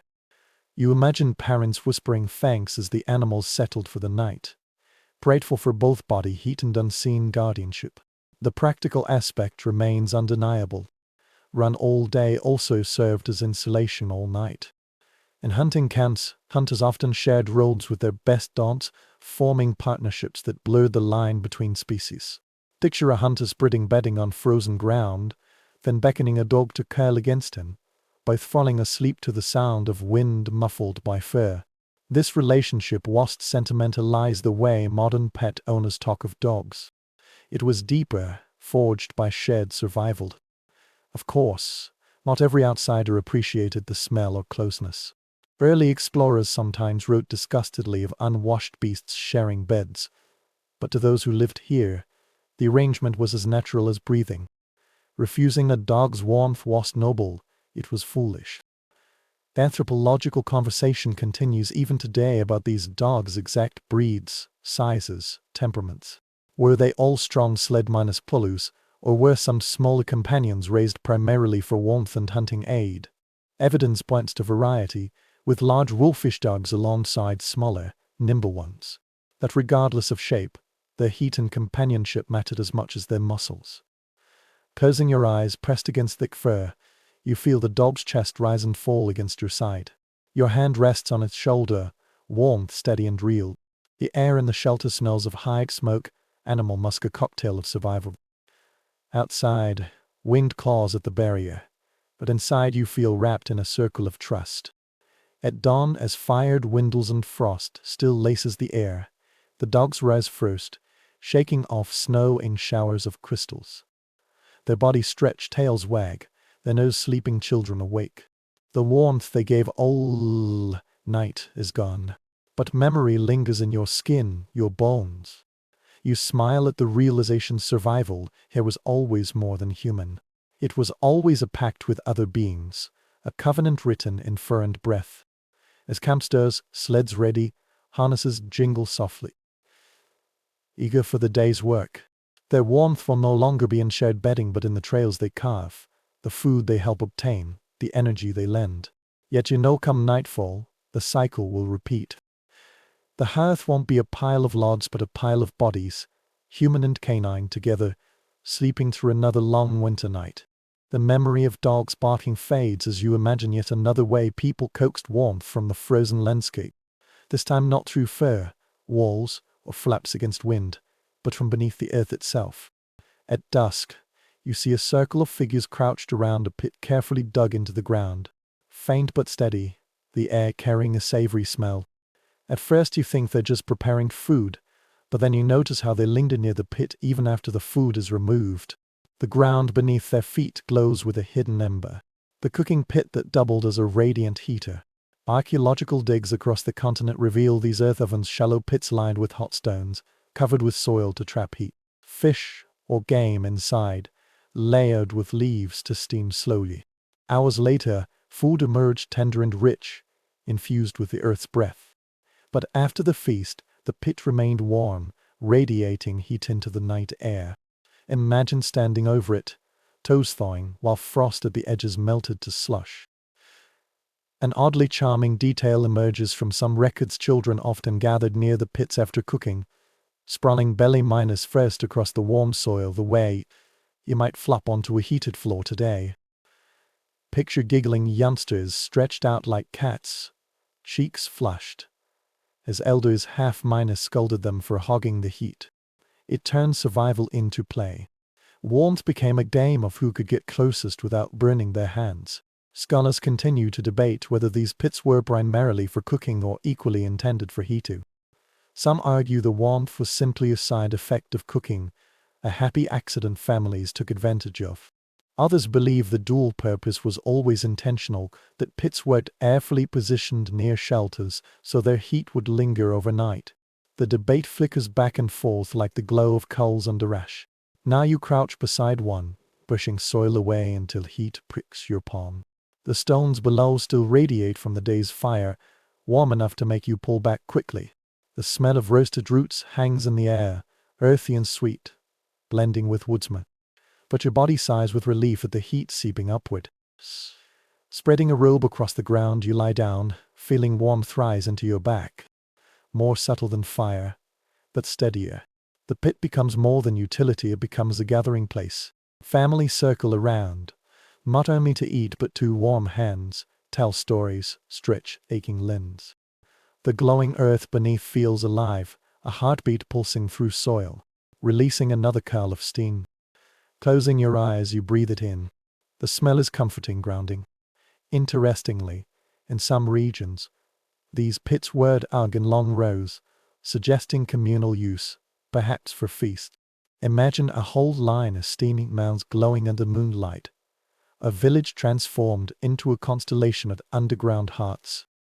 After food was removed, families sat around sharing warmth as well as stories. These pits became both kitchen and campfire, but safer, less smoky, less wasteful. Anthropologists sometimes see these earth ovens as early experiments in controlled heat storage. By heating stones and covering them, people learned to extend warmth far beyond the fire's visible life. Others counter that the real genius lay not in engineering but in ritual, the act of gathering around something hidden, letting the earth both cook and comfort. I suspect both views hold truth. You listen to murmurs around you. Children laugh, elders hum tunes, the ground below glows with remembered fire. You realize how clever this was. Using the same effort that fed your belly to warm your bones, no labor wasted, no energy lost. The earth itself became stove, heater, storyteller. Eventually, embers cool, soil hardens, night grows colder again. But by then, you're asleep, dreams filled with the smell of roasted roots and warmth humming upward from the ground. Waking, the edges sparkling with frost, but memory of heat lingers in your body. The pit might seem simple, almost primitive, to modernize, but in fact, it embodied deep wisdom. Combining tasks, saving effort, letting nature work twice instead of once. Feeding and warming in the same gesture was just survival, it was elegance. Rising to face another night, you understand sometimes warmth lies not in what you build upon the earth, but in what you bury beneath it. The warmth from the earth of unfades from your back, leaving only memory as you trudge onward through snow-muffled fields. The fire in the pit was clever, yes, but not every night could be spent over buried embers.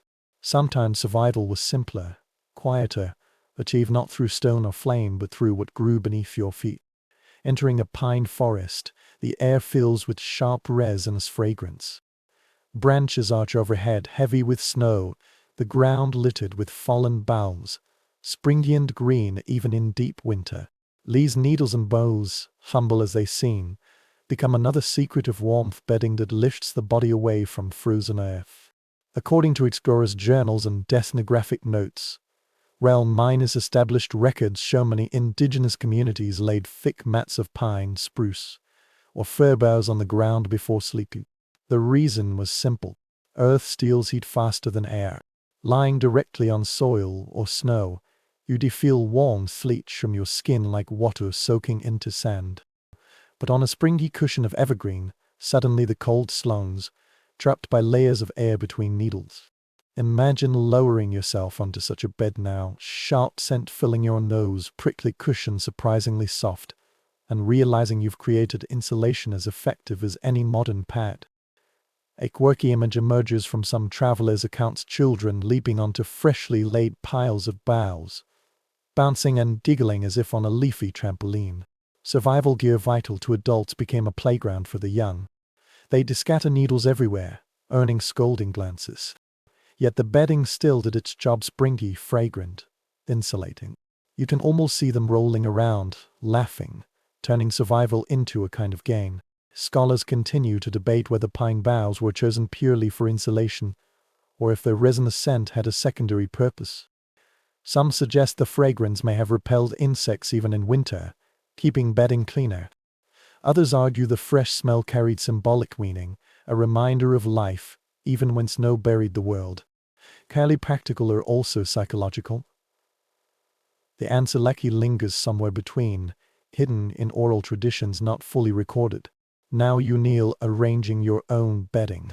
Layer upon layer, you stack branches until they form a thick mat. Green needles poke but don't pierce.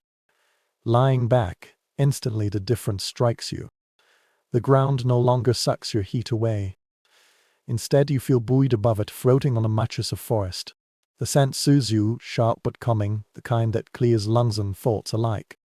Each inhale feels cleaner, each exhale heavier, as if your body is already giving in to rest. Above you, smoke from the central fire drifts lazily toward the smoke hole, carrying that same pine tang. The bedding crackles faintly as you move, releasing little bursts of fragrance. You think of modern campers carrying foam pads, synthetic gear, but here the forest itself provides. Every step in snow was a potential blanket, every branch a barrier against frost. Interestingly, some families used evergreen boughs not just for flooring but for lining walls, weaving them into mats that added another layer of insulation.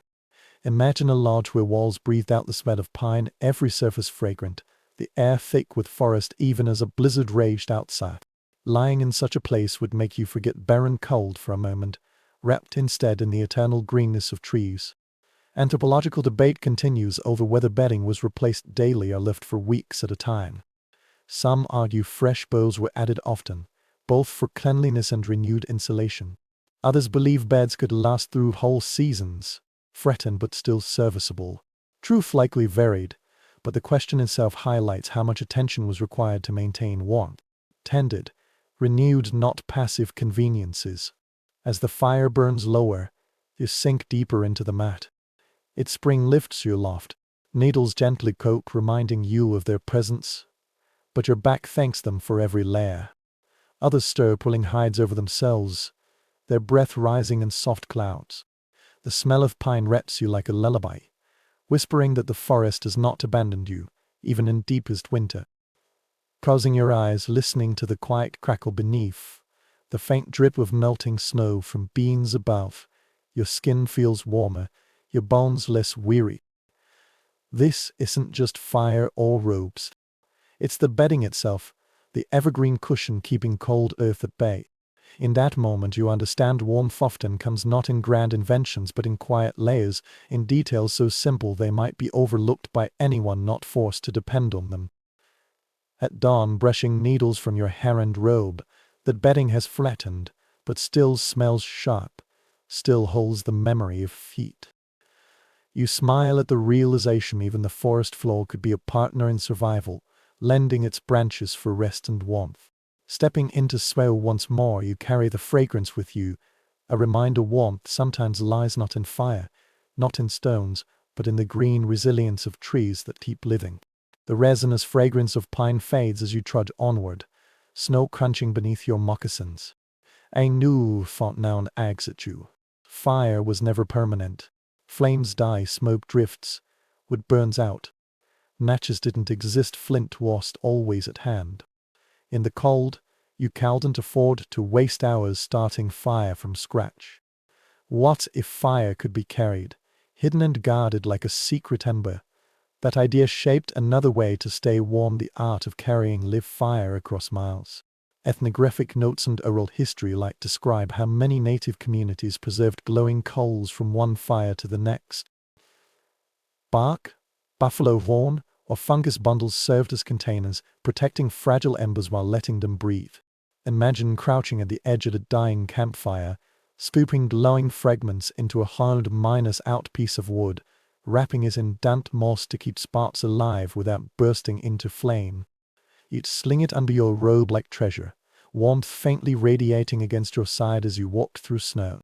A curious little detail emerges from explorers' journals. Some travelers described women carrying embers inside decorated pouches, almost like handbags of fire. The image is both practical and absurdly stylish. Picture clutching a smoldering coal miner's bag the way modern people clutch a thermos of coffee. It kept hands warm while also ensuring the next halt could be lit in seconds. Bretgren portable central heating centuries before batteries or butane lighters. Scholars still debate how widespread ember miners carrying truly was. Some suggest it was universal, a daily routine whenever families moved camp. Others argue it was situational, used primarily in deep winter when ignition was risky or when journeys crossed treeless regions where tinder was scarce. Was every traveler a walking firekeeper, or only certain people tasked with the duty? The question remains open, smoldering like the coals themselves. Now you hold a bark minus and minus moss bundle in your hands, feeling faint heat seep into your palms. The ember inside glows faintly, pulsing like a heart. Every step you take crunches snow underfoot, but the bundle radiates a secret summer. Mixing with cold air, a reminder fire has abandoned you, even as wind gnaws at your cheeks. At night, you reach a new clearing, camp hastily assembled. Instead of bomb miners drilling sparks from dry sticks, someone opens their ember pouch, breathes gently, and lays the glowing coal into dry grass. With a single puff, flame leaps back into being. Camp roars to life with fire in minutes, walls blossoming as children crowd close.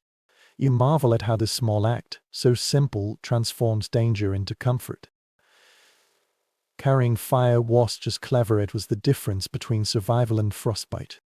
Interestingly, embers were also carried for ceremonial reasons.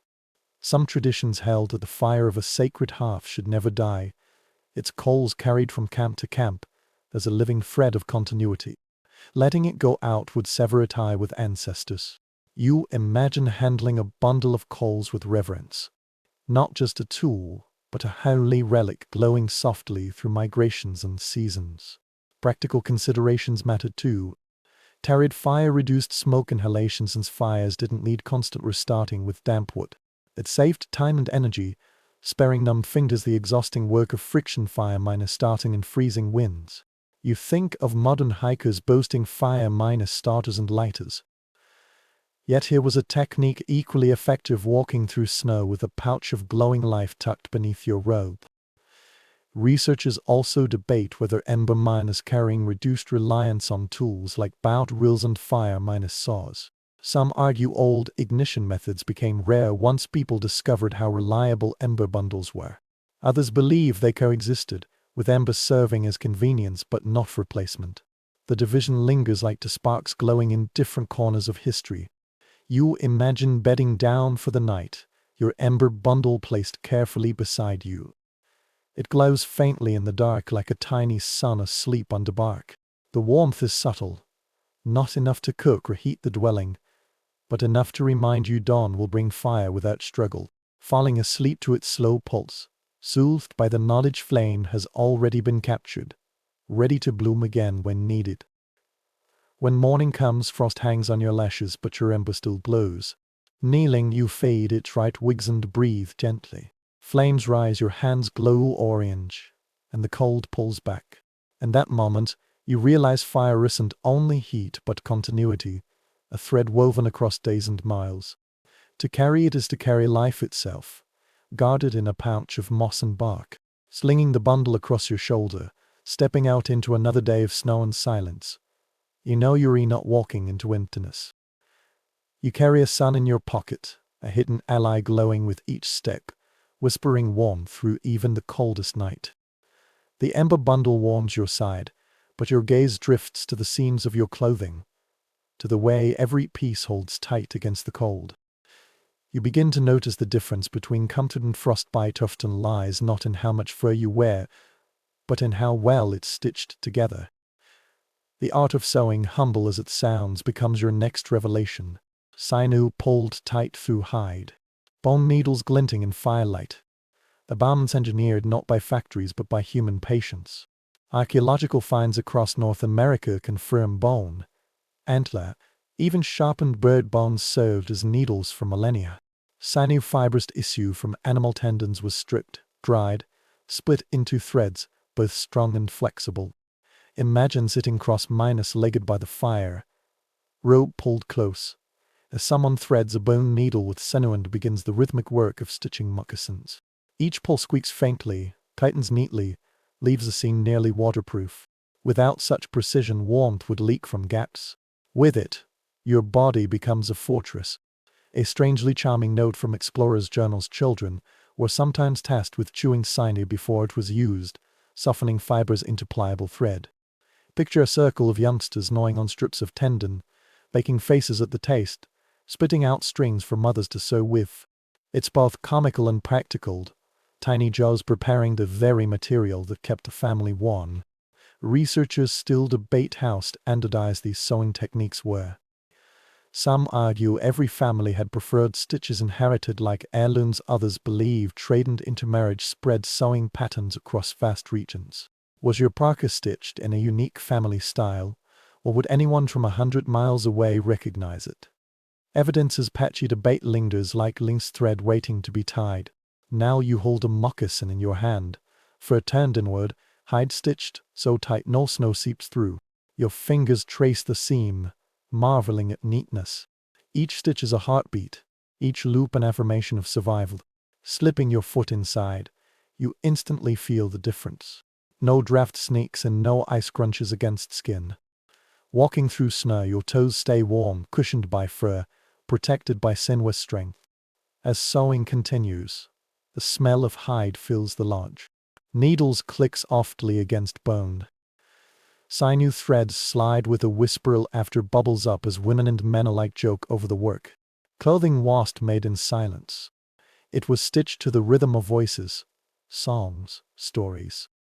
Imagine a grandmother humming as she patches a sleeve, her melody weaving into the garment as surely as signing does. Interestingly, sewing was often decorative as well as utilitarian. Beads, shells, feather quills, later glass beads worked into seams, adding beauty to necessity. Picture donning a winter parka, seeing not just fur but gleaming patterns stitched across the chest, warmth doubled with artistry. Some argue such decoration had symbolic meanings signifying clan spirit guides, achievements, while others suggest it was simply the joy of making something beautiful in a world of snow. By the way, it proves survival and style aren't strangers. Scholarly debate continues over whether winter sewing was primarily handled by men or women. Some traditions clearly describe sewing as women's domain, others emphasize men stitching their own hunting gear. Perhaps truth lay in practicality. Whoever had time and skill picked up the needle because cold didn't wait on gender roles. What mattered was seams worst wronged, garments sealed, warmth preserved. You imagine the long hours required. No machines, no shortcuts. Just fingers pulling sinew through hide by lamplight. Your own hands would grow stiff, perhaps brick-draw by bone needles. Yet the result was worth it. A coat that trapped body heat, mittens that laughed at frostbite, leggings hugging your calves against wind. You understand now each stitch was small but monumental, each not a barrier against death itself. At night, donning such gear, fur hood brushing your face, seems snug around wrists and ankles. The fire may flicker low, but your body stays warm. Even lying still, you feel the protection sewn into every line. The smell of hide, sinuous faint creak, fur's softness, these are survival's lullabies. Interestingly, some garments were made double-layered. Fur facing inward for warmth, another layer of hide facing outward to shed snow. It's the same principle modern mountaineers use with base layers and shells. Only here it was perfected without textbooks. Shifting inside your parka, you marvel at how dry and warm you stay, even when snow clings to your shoulders. The lesson is clear. Warmth was just about bulk but smart design, sealing every opening against cold's eager fingers. Come morning, watching camp stir, everyone donning clothes stitched through patient labor, children hugging boots, adults tightening belts, hunters adjusting hoods. The faint creaking of sinew under strain tells you all you need to know. Warmth will hold. Seams won't betray them. Stepping into crisp air, wind bites but fails to penetrate. You smile, realizing your survival is written in threads. The tiny strands of sinew connecting hide to hide. One loop at a time. No fire burns forever. No wall blocks every draft. But stitches endure, holding warmth as faithfully as memory. Moving forward, you know every seam around you is a promise. A small bond standing between your body and the endless winter outside. The seams of stitched moccasins still hug your feet as you tread forward. But soon another glow beckons, this one brighter, louder, alive with movement. The low thrum of voices weaving together. You step into a wide clearing where fire blazes, sparks shooting upward into the cold night sky. This isn't a quiet ember bundle or secret pitavan. It's a ceremonial fire tended not only for survival but for spirit, for the warmth of a community bound in rhythm. Ethnographic descriptions and oral traditions affirm many native nations hold dances and ceremonies around great fires, especially in winter's dark. These flames were more than practical. They marked the center of communal life. Picture a circle of lodges around you, each with its own small hearth. Yet everyone gathers here, in a space where fire leaps higher than any lodge roof. Moving closer, heat washes over your face, cold retreats. Your cheeks glow as shadows stretch across snow. A delightful, almost playful image emerges from some accounts: children darting close to the fire, daring each other to leap across its lowest edges, moccasins leaving blackened streaks of soot. Elders scold them, voices stern, but laughter betrays affection underneath. What might look like reckless play to you was, for them, testing courage and embracing warmth with joy. Scholars still debate the exact functions of these winter fires. Some argue they were strictly spiritual, reserved for ceremonies invoking protection, fertility, or the sun's return. Others contend they carried equal weight as practical gatherings, letting people share news, trade goods, reinforce bonds. Was fire sacred or mundane? Truth, perhaps, is it was both sacred and mundane, feeding souls as much as bodies. Now you settles at the circle's edge, snow beneath you stamped flat by countless feet. The fire's ward rounds out wind, the smell of resinous wood fills your nose, sharper than smoke from grass or dung fires in smaller shelters. Sparks sleep upward, golden and wild, vanishing into a sky powdered with stars. Someone begins to sing, voice carrying over the crackle, joined by another, then another. Soon the whole circle hums with harmony. The fire itself keeps time. The heat isn't just physical, it's collective. You feel it in laughter rippling outward, in the stomp of feet, against frozen ground, in the pounding of drums that echo in your roots. You realize warmth here is inseparable from belonging. Alone by a fire you survive. Together by a fire you thrive. Interestingly, fire in the setting often burned with careful structure. Some groups arranged logs in crisscross patterns, feeding the blaze evenly through the night. Others used string-shaped pits to contain embers, ensuring sparks didn't leap into nearby hides. There was art intending the flame; those whom mastered it commanded respect. A careless firekeeper risked smoke, sparks, collapse. A skilled one made the difference between chaos and comfort. Watching the circle sway to rhythm, you feel how fire becomes more than heat. It becomes a stage. Dancers leap, shadows stretching huge against snow, robes flashing red and gold in flickering light. Children sit wide men aside, warmed as much by spectacle as by flame. Elders nod solemnly, faces half-minus lit, half-minus shadowed, as stories and prayers weave into the night. Scholarly argument also touches on whether such fires symbolized cosmic cycles. Some anthropologists see them as embodiment of the sun rekindled at winter's solstice ceremonies, promising the world's renewal. Others push back, saying not every flame was cosmic. Yet watching sparks climb skyward, you feel why people might link this glow to celestial rhythms. After all, fire is a piece of the sun stolen to earth, burning defiantly in the coldest season. Inching closer, your face flushed with heat, even as your back prickles with night air, the fire breathes alive. Logs collapse inward with deep groans, embers tumbling like tiny stars across snow. Someone tosses herbs into the blaze, and new scent rises, sweet grist or sage, smoke curling in fragrant spirals. People lean into it, letting scent wash their faces, brushing hands through smoke as if gathering blessings. Warmth here is no longer just physical but layered with meaning. Each fragrant breath is a blessing, but the fire never dies. As the circle tires, new logs are added, new voices rise. Even those drowsing at the edges wake again when sparks burst high. Laughter returns as if drawn by flame. The community pulses with the fire's rhythm. Bodies sway, cheeks glow, hearts lift. Finally, as dawn faintly glimmers on the horizon, the fire still roars, its embers glowing with the weight of an entire night's devotion. Stepping back, body warm, ears ringing with drums and chants, cold air nips, but you hardly notice. You've absorbed something more lasting than would minus fire heat. You've absorbed the warmth of belonging, that glow of people gathered as one. Walking away, smoke clinging to your hair, sparks still dancing in your vision, you realize winter survival was never just about hiding from cold.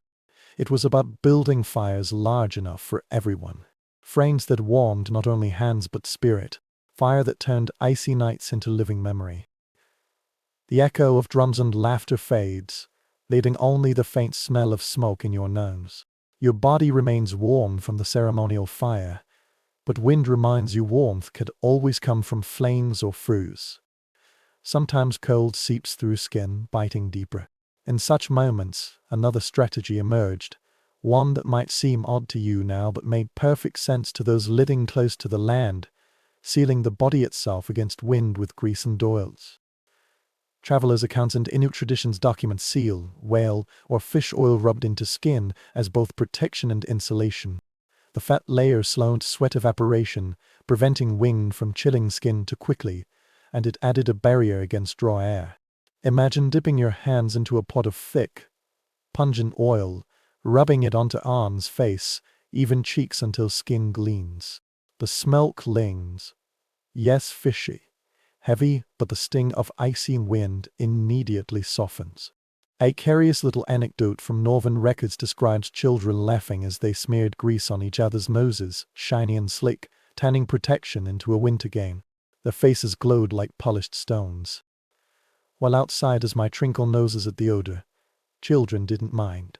To them, washed foul but familiar, a fragrance of safety.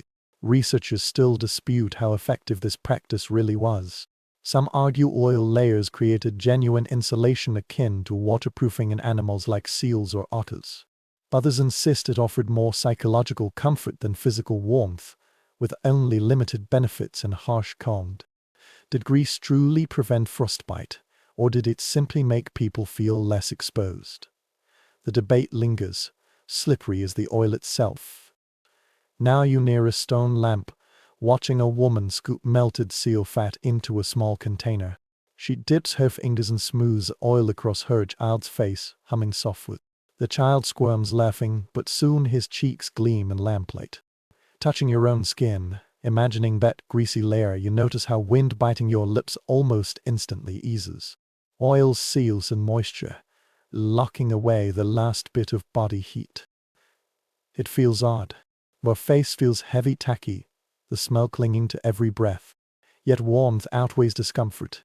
You quickly realize survival often means sacrificing preference, smelling like fish to outlast frost, trading cleanliness for safety. In winter's dark practicality is its own perfume. Interestingly, grease use wasn't limited to skin. Hunters sometimes coated boot insides with fat, softening hides and adding insulation. Others waterproof seams with a thin smear, turning moccasins into better shields against snow. Imagine rubbing oil into every crack of clothing until your entire outfit gleams faintly in firelight, a walking barrier against winter. Scholarly conversation also explores symbolic layers. Some anthropologists suggest oiling the body was linked with ritually blessing the skin as much as protecting it. Others downplay that, insisting it was strictly utilitarian. But duality is tempting. Warmth both physical and spiritual. Grease acting as shield against cold and ill fortune alike. Causing your eyes picture lying on a robe, skin shining and a fire minus glow.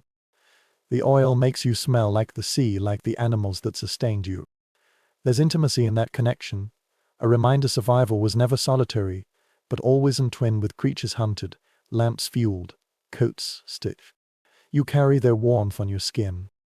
At dawn, as wind cuts sharper, you step outside. Your face still glistens, cheeks slippery against air, and you notice frost forms on your lashes more slowly. Others around you gleam too, skin glossy in the rising sun. To a stranger, it might seem odd or unclean. To you, it's just another kind of armor. One wind can't tear or snow soak through. You smile faintly at the realization. Fire might warm you for hours. Fur might protect you for seasons, but warmth given by grease pressed into your skin travels with you. It's humble, sticky, pungent, but enduring. Wiping the last smear of grease across your cheek, you understand sometimes survival isn't about comfort at all. What works? Even after the fire fades, the oil's gleam still lingers on your cheeks, the smell faintly clinging as you push further into the landscape of memory. Night is deep, wind bitter, and suddenly the terrain changes. Ahead, a dark opening rises on a hillside, a jagged gap in stone breathing a faint draft. You hesitate at the entrance, but curiosity urges you forward. The ground underfoot crunches, you step into the cave's dim hollow. Archaeological and ethnographic evidence, like Tellus caves and natural rock shelters, offered sanctuary for many native communities during harsh winters. The appeal was obvious. Thick stone walls blocked wind, constant underground temperatures stayed steadier than exposed air outside. Imagine walking into one now. At first the air is cooler, almost damp, but far less biting than the gale behind you. Silence presses close, stone swallowing sound, and you realize you've stepped into nature's own insulation. An oddly charming detail is smoke minus darkened ceilings found in long minus used caves. Generations of fires had left black stains curling upward. Ancient graffiti of survival. Picture families gathered beneath those marks, their flames flickering below, each new hearth adding another layer to the ceiling's story. This was a record written in ink but soot, a diary of heat stretching across centuries. Researchers still debate whether caves served as permanent winter dwellings or temporary refuges. Some argue they were fallback shelters visited only when other homes failed. Others insist certain communities made them central to seasonal life, especially where cliffs and hollows were plentiful. Were caves backup plans or primary homes? The answer is buried in layers of ash, still debated today. Walking deeper into the cave, walls cold and rough beneath your palm, the ground slopes gently. You see stones arranged in a shallow circle, remnants of an ancient hearth. The smell of damp earth mingles with faint traces of char, as if the rock itself remembers fire. Crouching, you strike flint against steel and coax flame back to life. Instantly, the chamber glows, shadows leaping high across uneven walls. Warmth spreads slowly, not like a bonfire's sudden burst, but like a tide rising against stone. Less cruel. Pulling your robe tighter, you settle on a bed of pine boughs laid against the floor. Its sound amplified until the cave itself seems to hum. Interestingly, Some oral traditions describe caves as homes not only for people but for spirits, guardians, ancestors. Entering such a space was both practical and symbolic, a step into the earth's womb. You almost feel that now the cave embracing you, protective yet humbling. Fire's warmth mingles with the weight of silence, making you aware you're a guest in something older than yourself. Scholarly discussion extends to whether smoke ventilation poses problems in these enclosed spaces. Some argue families carefully chose caves with natural cracks or high ceilings to let fumes escape. Others think smoke was tolerated, people crouching low in breathable layers while blackening rock above. Which version is true likely depended on the cave, the season, or simply the stubbornness of the people within. Leaning back against the wall, your spine pressed to stone, warmed faintly by fire's reflection. It feels solid, steady, as if nothing outside, no storm, wind, or blizzard could breach this shield. Darkness beyond firelight seems infinite. Yet the circle of heat holds firm. Children curl on robes, cheeks ruddy, breath rising in white clouds dissolving into smoke. A dog shifts beside you, sighing into sleep. The cave fills with subtle sounds of life continuing despite winter's hunger. Firelight reveals carvings on the walls, scratches of animals, lines etched by long minus-gone hands. Were they decoration, prayer, or idle marks made while warming by the fire? You wonder, tracing them with your eyes, realizing warmth often inspired more than survival. It inspired expression, the urge to leave a mark, to say, I was he rend I endured. As night deepens, you notice how fires glow soft and stone, making the cave seem almost alive. Shadows pulse, corners breathe, ceilings drip faintly as ice melts. You feel cocooned not by furs or hides, but by earth itself, its body sheltering yours. This is a different kind of wall, slower, deeper. Less about heat, more about stability. The storm outside could rage for days, but you're inside the cave. You belong to the patient rhythm of stone and fire. When dawn comes, stepping into open air, frost slaps your face. But you carry the cave's memory with you, its warmth still humming in your chest. Glancing back at the dark entrance, smoke curling faintly from within, you know it was just a hollow in rock. It was a witness, a protector, a place where generations bent the cold to their will with nothing more than fire and faith. The cave's shadow lingers behind you, but soon another kind of shelter takes form in your mind, one not carved by nature but woven by hand. Imagine stepping into a winter dwelling lined, not only with hides, but with layer upon layer of mats and blankets. Some of reed, others of feather, some quilted with scraps of fur. Warmth here isn't just about walls but softness, piling texture upon texture until cold has nowhere left to creep. Historical descriptions confirm many native communities crafted bedding and coverings through reeds, kettles, woven grasses, sometimes layered beneath hides to trap air. In other regions, feathers were sewn into blankets, creating downy insulation remarkably like modern comforters. Picture lying under such a blanket now, weight passing gently against your chest, each feather capturing a pocket of heat. Outside cold may shriek, but inside your cocoon, you hear only your unsteady breathing. A curious little detail emerges from stories of the Northeast: mats woven from cattles were sometimes used not just as floor coverings but stacked thick against walls for extra insulation. Imagine a lodge where walls smell faintly of wetland, reeds drying into golden panels, transforming what once wrestled in marshes into armor against snow. Children might abstinently pluck at the mats, releasing the scent of summer even in January.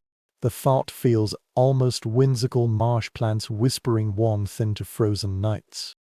Anthropologists continue to debate how feather blankets were distributed. Some argue they were luxuries reserved for families with access to abundant water fountains. Others believe they were more widespread, crafted collectively during autumn hunts when decent ducks filled the skies. Were such blankets treasures only for the fortunate, or common items woven through community labor? The debate remains open, a puzzle of feathers and memory. Now you run your hand over such a quilt, surface soft, slightly uneven, stitched with sinew in irregular patterns. Feathers inside shift subtly as you press, sighing back into place when you release. Lying beneath it, weight settles over you like a protective hand. Warmth grows quickly, until you push a corner back for a breath of cool air.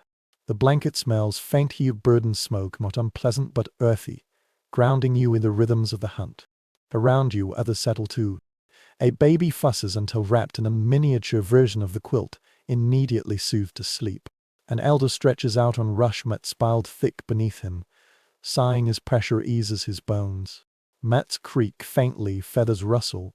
The room becomes a chorus of soft sounds, nothing like the howl of wind outside. Interestingly, some accounts describe blankets dyed bright colors with natural pigments rayed from clay, black from charcoal, yellow from ochre. These weren't just tools of survival, they were canvases for expression. Imagine feathers glowing with ochre in firelight, transforming a simple quilt into something festive, celebratory, even in winter's dead. Glanced separate from warmth, it was woven right into it. Scholarly discussion also touches on how many layers were typical. Some suggest 2 or 3 blankets sufficed, others describe stacks, so heavy they pinned sleepers like stones. Perhaps the answer lay in preference, or how fiercely winter raged that year. Picture yourself under a mountain of hides and feathers, unable to move but perfectly content, the weight itself a comfort. As you settle deeper beneath layers, you realize warmth here is as much about psychology as physics. Softness soothes nerves. Smell recalls summer marshes. Weight presses away anxiety. You drift toward sleep faster than expected, lulled by the hush of feathers and steady breathing around you. Morning pushing the blanket aside, cold rushes in sharply. But for a few hours, you lived in a world sealed off from winter, a bubble of softness against the hard edge of frost. The thought makes you smile. Survival can feel not only safe but comfortable, even indulgent. Rising, stretching, you neatly fold the mats, edges frayed but serviceable, ready for another night. Stepping outside, cold knits your skin again, but you carry the memory of warmth layered in reeds and feathers, a reminder even the humblest plants and lightest plumes could defy deepest snow when woven with care. The comfort of feather quilts and cattle mats fades as you push further into a harsher vision. Wind stiffens. Snow begins to fall in heavy swirling curtains. Soon the earth itself disappears beneath white. No shelter. No adobe walls. No cave nearby. Only endless sweep of snow and your own pounding heartbeat. In such moments, survival depended on something quick, improvised, and astonishingly effective: the snow trench. Explorers' accounts and oral traditions alike described how people caught in storms dug shallow pits or trenches into drifts, shaping quick shelters that trapped warmth. The principle was simple. Snow, though cold to touch, insulates by holding air in its crystals. Now you drop to your knees, hands numb as you scoop away snow, digging furiously until the trench is shoulder-minus deep. The storm howls above, but inside the hollow wind dies almost instantly, leaving you in a pocket of muffled quiet. An oddly humorous detail from some accounts: people sometimes nicknamed these sudden shelters snow coffins when joking among themselves. Dark humor facing danger. Picture lying inside, peeking out of the blizzard, muttering a laugh even as teeth chatter. Macabre, yes, but practical humor, the kind that makes fear easier to bear. Scholars continue to debate whether snow trenches were only used in emergencies, or as semi-minus regular overnight shelters during long hunts. Some argue they were strictly last resorts, dug when hunters were caught too far from camp. Others suggest they were part of planned journeys, efficient in open tundra where carrying tents was burdensome. Uncertainty remains, like drifting snow covering tracks. Now you crouch inside your trench, walls glistening faintly in dim light. The bottom is lined with pine boughs hastily scavenged, or maybe with robes rolled beneath you. The difference is instant. No icy ground steals your heat. Only a cushion that lets your body warm the air around you. Pulling a buffalo hide over your shoulders, within minutes the pocket of space grows noticeably warmer. Your own breath fogs the air, clinging to walls until frost crystals sparkle. The soundscape is strange. The storm screams like a beast. Inside it's muffled, dulled to a faint hum. Snow absorbs noise as well as wind, creating silence so profound the world itself seems to have paused. Crowding tighter, listening to your own heartbeat, feeling walls slowly gather. What moments ago seemed like a grave begins to feel like a womb. Interestingly, some traditions describe hunters sleeping in these trenches alongside dogs, combined heat raising temperature dramatically. Picture a man and his animal pressed together in a shallow snow hollow, steam rising from their breaths, the storm forgotten just inches away. The trench isn't a palace, nor does it need to be. It buys life, one night at a time. Debate also extends to how dangerous these shelters could be. Some scholars note the risk of collapse if snow crust weakened, or suffocation if ventilation holes weren't poked. Others argue risks were minimal compared to the certainty of freezing in open air. Were snow trenches miracles or gambles? Both perhaps, depending on skill and luck. Now fully lying down, the trench pressing close around you, cold is still present but no longer unbearable. Your robe holds heat. Your breath warms the pocket. Your body begins to relax. You realize this is warmth redefined, not luxury, not comfort, but survival measured in degrees. Snow itself, once the enemy, has become your ally. When dawn gray rolls over the horizon, you climb out, brushing frost from your hair. The trench behind looks unassuming. Just another dip in the snow, soon to vanish with the next drift. Yet to you, it feels monumental. A coffin that became a cradle, a last resort that delivered you to morning. Stretching, stiff but alive, you smile faintly at the irony. Snow, which chills, also safe. Cold, which kills, also shelters. The world is full of contradictions, and survival belongs to those willing to dig into them. Literally. You continue on, leaving the trench to fill with drifting snow, carrying the knowledge that sometimes the simplest of shelters, carved with desperate hands, holds the greatest warmth of all. The memory of the snow trench clings to you as you walk on. That now the wind softens. You hear not the shriek of storm, but the faint sound of running water under ice. Soon you reach a cluster of domed dwellings on a riverbank, the smoke curling gently into cold air. These aren't simple wigwams or temporary hides, but sturdier, warmer, unmistakably communal structures, longhouses. Historical evidence shows Iroquois peoples and other northeastern nations built massive longhouses stretching 50 to 100 feet, wooden frames covered with bark. Stepping inside, you enter a village under one roof. The air smells of smoke, roasted corn, rows of hearths flicker down the central aisle. Each fire is tended by its own family. Dozens of people lived together here, their warmth flaring into one steady climate. A detail that might make you grin. Early European visitors sometimes complained about noise inside. Dogs barked, elders talked over each other. Picture lying down, smoke-stinging eyes, heat from the nearest fire warming your side, while the chatter of three families washes over you like a living lullaby. To outsiders it might seem chaotic. To those inside, it was harmony, warmth, made audible. Scholars still debate how well these longhouses held heat. Some argue brick walls and overlapping mats created effective insulation, trapping fire warmth inside. Others claimed rafts slipped easily through gaps, smoke escaping quickly through roof vents. Were these halls cozy havens or smoky barns? Truth likely lies in balance, warm enough to survive, ventilated enough to keep it breathable. Now you step through the doorway, brushing past a hanging mat that keeps cold at bay. Inside, the glow of multiple fires surprises you. Each house flickers upward, smoke funneling toward roof slits, families gathered around, robes wrapped tight, children leaning against parents. One fire's heat might not be enough, but multiplied by many, the effect is unmistakable.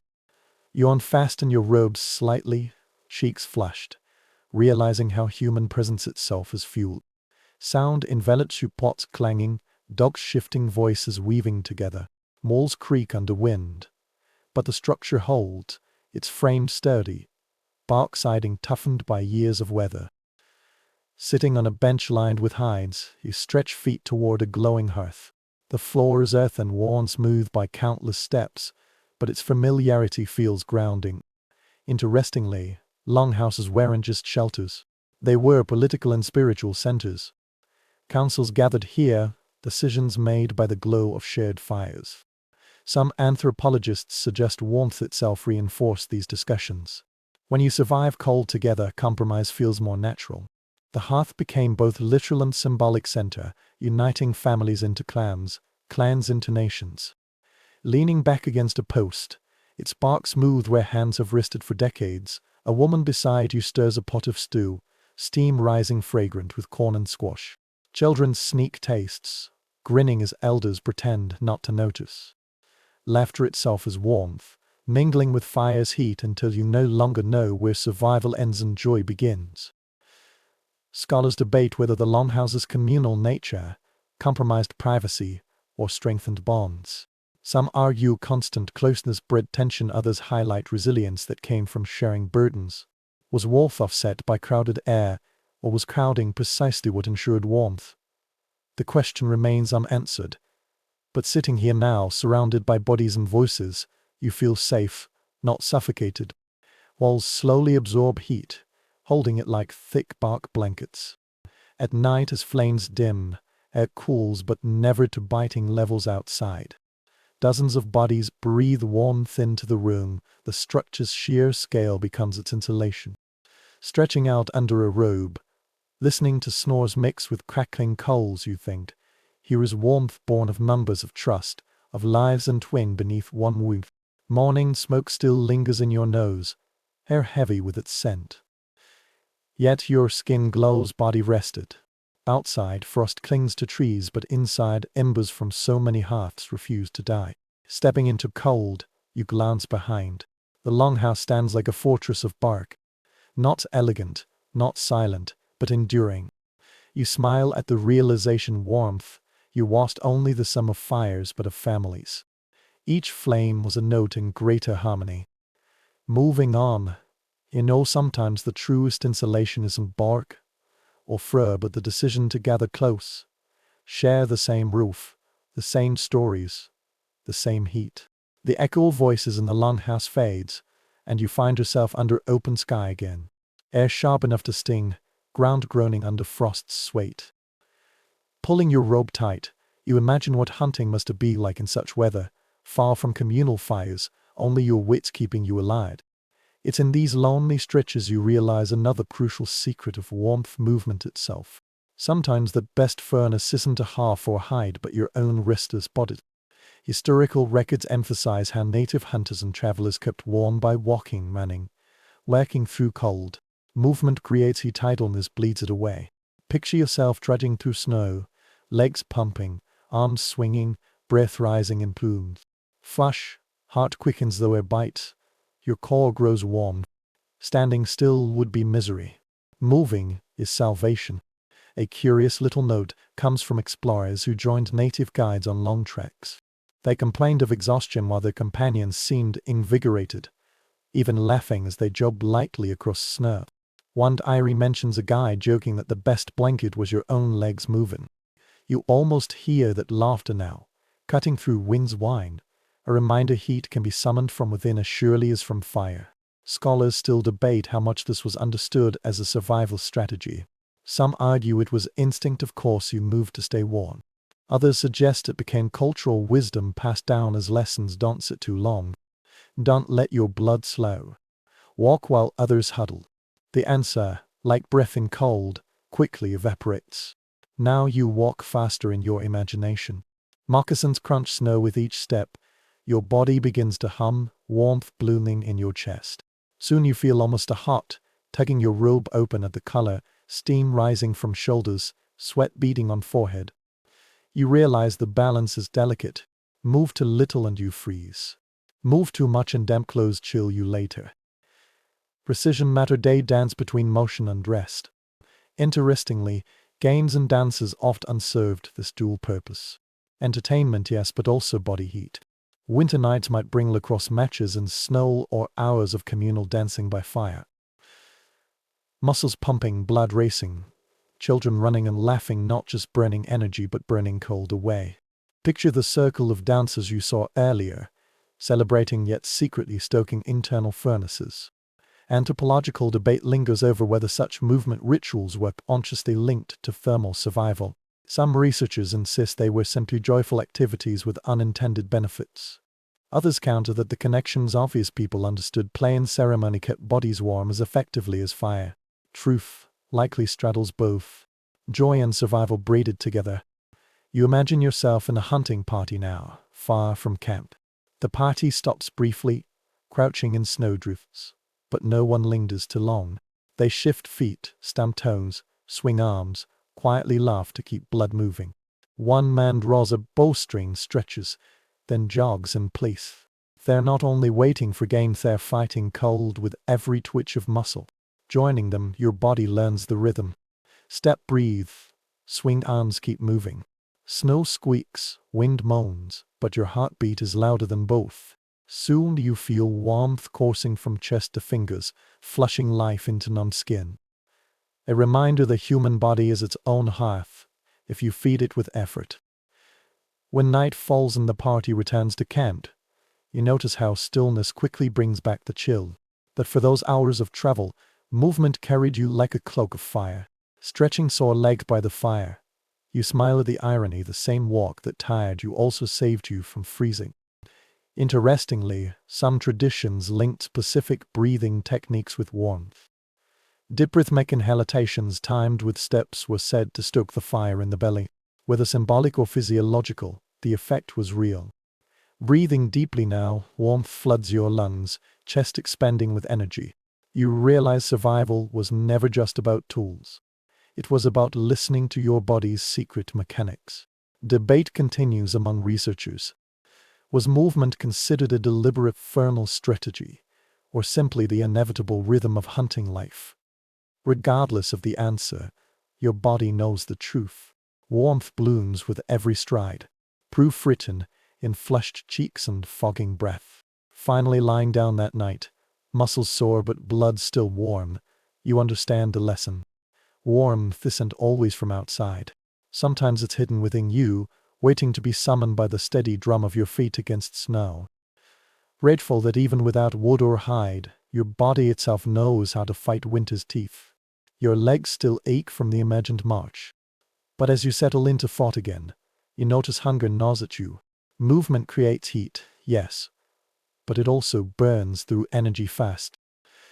To keep the body's furnace alive, you must feed it hearty, sustaining, often fatty food that sticks to your bones. Without it, no matter how many robes you wrap, warmth flickers out. Then nutrition itself becomes insulation. Historical sources describe how native peoples across cold regions relied on high-calorie winter diets rich in fattened protein.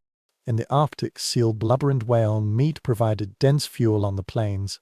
Buffalo fat and marrow sustained hunters. Woodland trines roasted nuts, dried corn, pounded meat, fat, and berries into pemmican long minus lasting rations. Imagine biting into pemmican by firelight. Its taste is heavy, oily, yet sweet with dried fruit. It isn't delicate cuisine, but the instant you swallow, you feel the internal fire stoke higher. A quirky anecdote from explorers' journals mentions guides carrying lumps of pure fat to nibble during long treks. Outsiders recoiled at the idea, but guides laughed, calling it walking fire. You smile at the thought of someone chewing a fistful of fat as casually as you might munch a granola bar today. Grease glistening on their lips, heat blooming in their bellies. Scholars debate whether such a diet was purely pragmatic or layered with symbolic value. Some argue fat was revered as sacred, the animal's richest gift, consumed with ceremony. Others insist reverence was merely gratitude born of necessity. Was fat food or sacrament? Evidence flickers between practicality and spirituality, refusing to settle. Now use it by the fire, watching a pot of stew gently bubble, filled with corn, beans, squash, the Iroquois Three Sisters. Steam washes against your cheeks, its aroma earthy and sweet. Dipping a carved wooden spoon, you taste warmth itself. Liquid runs down your throat, spreads through your chest, loosening muscles, easing shivers. You could almost believe food is fire transformed into flavor. Around you, hunters roast marrow bones, cracking them open with stone tools, scooping out rich, oily centers, faces smeared with grease. Firelight makes everything glisten, hands lit spots. You realize grease and fat aren't indulgence. They are warmth as currency. Every smear on a child's cheek is proof of tomorrow's survival. Interestingly, some communities brewed teas from pine needles or bark. Vitamin-rich infusions staved off scurvy and dullness in winter. Imagine the sharp tang on your tongue, steam warming your nostrils, faint bitterness followed by a glow in your belly. Warmth here isn't just calories, it's health, a shield against sickness that could weaken your fire from within.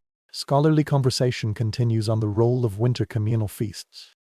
Some argue they redistributed scarce resources, ensuring no one starved while others hoarded. Others claim feasts were more spiritual than nutritional, meant to honor spirits of hunted animals. Perhaps both are true. Full bellies and full hearts reinforced each other around the fire. Now leaning back, stuffed with stew and marrow, lips still greasy. Cold outside seems less threatening. Your blood hums with energy. Your core feels steady. You realize warmth isn't just wrapped around you and hides, it's burning inside you, fueled by food that carries the sun's memory into your cells. Later, lying under a robe, you hear soft snores around you. Air smells of roasted meat and sweet corn, even your dreams taste heavy with fat and berries.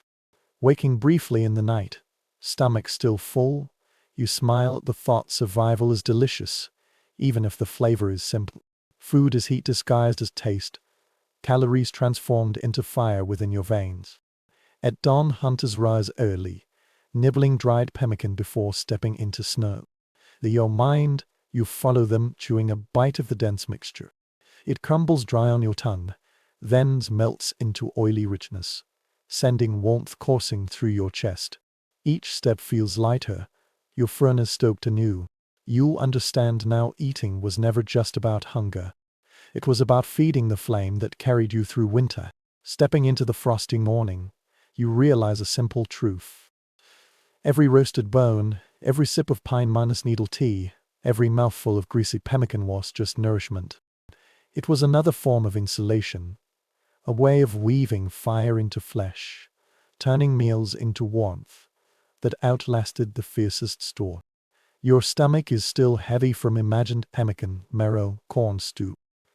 As you continue forward, cold settles less sharply now that you know your internal furnace is well fed. But soon you notice another truth of winter survival. Warmth isn't just about what you eat or wear, but how you live day to day. A moving body burns fuel, yes, but a resting body must also know how to rest wisely. Indigenous peoples developed countless small practices of conservation, using clever routines to stretch warmth across hours and days. Historical records highlight how daily life in winter shifted into a rhythm of efficiency, intervals not haphazardly. People clustered near the hearth during tasks weaving, carving, sewing, so no movement was wasted. Picture sitting in a circle now, bone needle in hand, mending a robe as close to embers as you dare. Sparks jump occasionally, but your knees glow with heat. Your breath fogs as the hum of conversation fills the air. A quirky detail from travelers' descriptions: some families timed chores with fire cycles. When flames roared, work needing light or dexterity was done. When embers glowed low, it was time for stories, songs, or sleep. Fire became a clock, its rhythms dictating human rhythms. You smile, thinking of children arguing about bedtime, told the coals are low, it's time. Warmth here is both schedule and survival. Researchers still debate how strictly such routines were codified. Some suggest they were cultural rules passed down carefully, others believe they were simply instincts refined by experience. Was there a strict philosophy of fire management, or only collective memory of what worked? The answer is uncertain, but consistency of practice across regions speaks for itself. Now leaning back against a post, feeling the fire's steady heat nearby, daily chores proceed with quiet choreography around you. A woman stirs a pot while leaning close enough to warm her knees. A man curves tools, his hands just inside the fire's halo. absorbing warmth secondhand. No one wastes effort warming an empty corner of the lodge. Everyone is placed with intent, as carefully as logs on the fire. Interestingly, even sleep followed this efficiency. Some groups arranged themselves like spokes of a wheel around the fire, feet angled inward to absorb heat. Others slept in shifts, one person always tending embers while others rested. This pattern ensured no one woke to frozen cold. Picture yourself curled at the edge of such a circle, toes pointed toward the glow, ears lulled by quiet crackle, trusting someone else to keep watch. Scholarly discussion extends to whether these conservation practices worked, consciously taught to children or absorbed naturally. Some anthropologists insist lessons where explicit elders instructed the young where to sit, how to breathe into hands, how to cover coals at night. Others argue it was tacit knowledge learned by imitation, never formally spoken. Perhaps both are true. You see a child now watching an elder cover embers with ash, eyes wide, storing the memory for future winters. You notice even the dwelling itself reflects conservation. Smoke holes could be narrowed at night, hides pulled tighter, mats adjusted to cut drafts. Families learned to seal spaces like sailors trimming sails. Every flap matted, every layer counted, every mistake cost heat. You feel the hush as someone pulls a flap tighter. Wind is muffled, fires glow suddenly more concentrated. Interestingly, reports mention certain groups warming stones in daytime fires, then tucking them into shelter corners to release warmth overnight. This practice bridged the stone minus heating pits you saw earlier and the careful fire cycles here. Picture a child curling against such a stone, clutching it like a doll, waking with cheeks flushed though the fire burned low. Ingenuity seemed endless, each trick small but powerful combined. Anthropological debate also touches on whether this conservation was mostly communal or individual. Some argue families fiercely guarded their own heat, others emphasize the shared nature of fires, the pooling of labor. Sitting here now, laughter and chores overlapping, you sensed Ruth leans toward sharing. Heat is generous by nature. It spills. It radiates. And when people do the same, survival works best. As night dawns, fire is banked with ash, glowing softly. Conversation fades to drowsy murmurs. Hands slow their work, children slump against parents' sides. The lodge grows quiet not from command, but from rhythm and unspoken agreement to preserve warmth in stillness. Her body already mimics the cycle.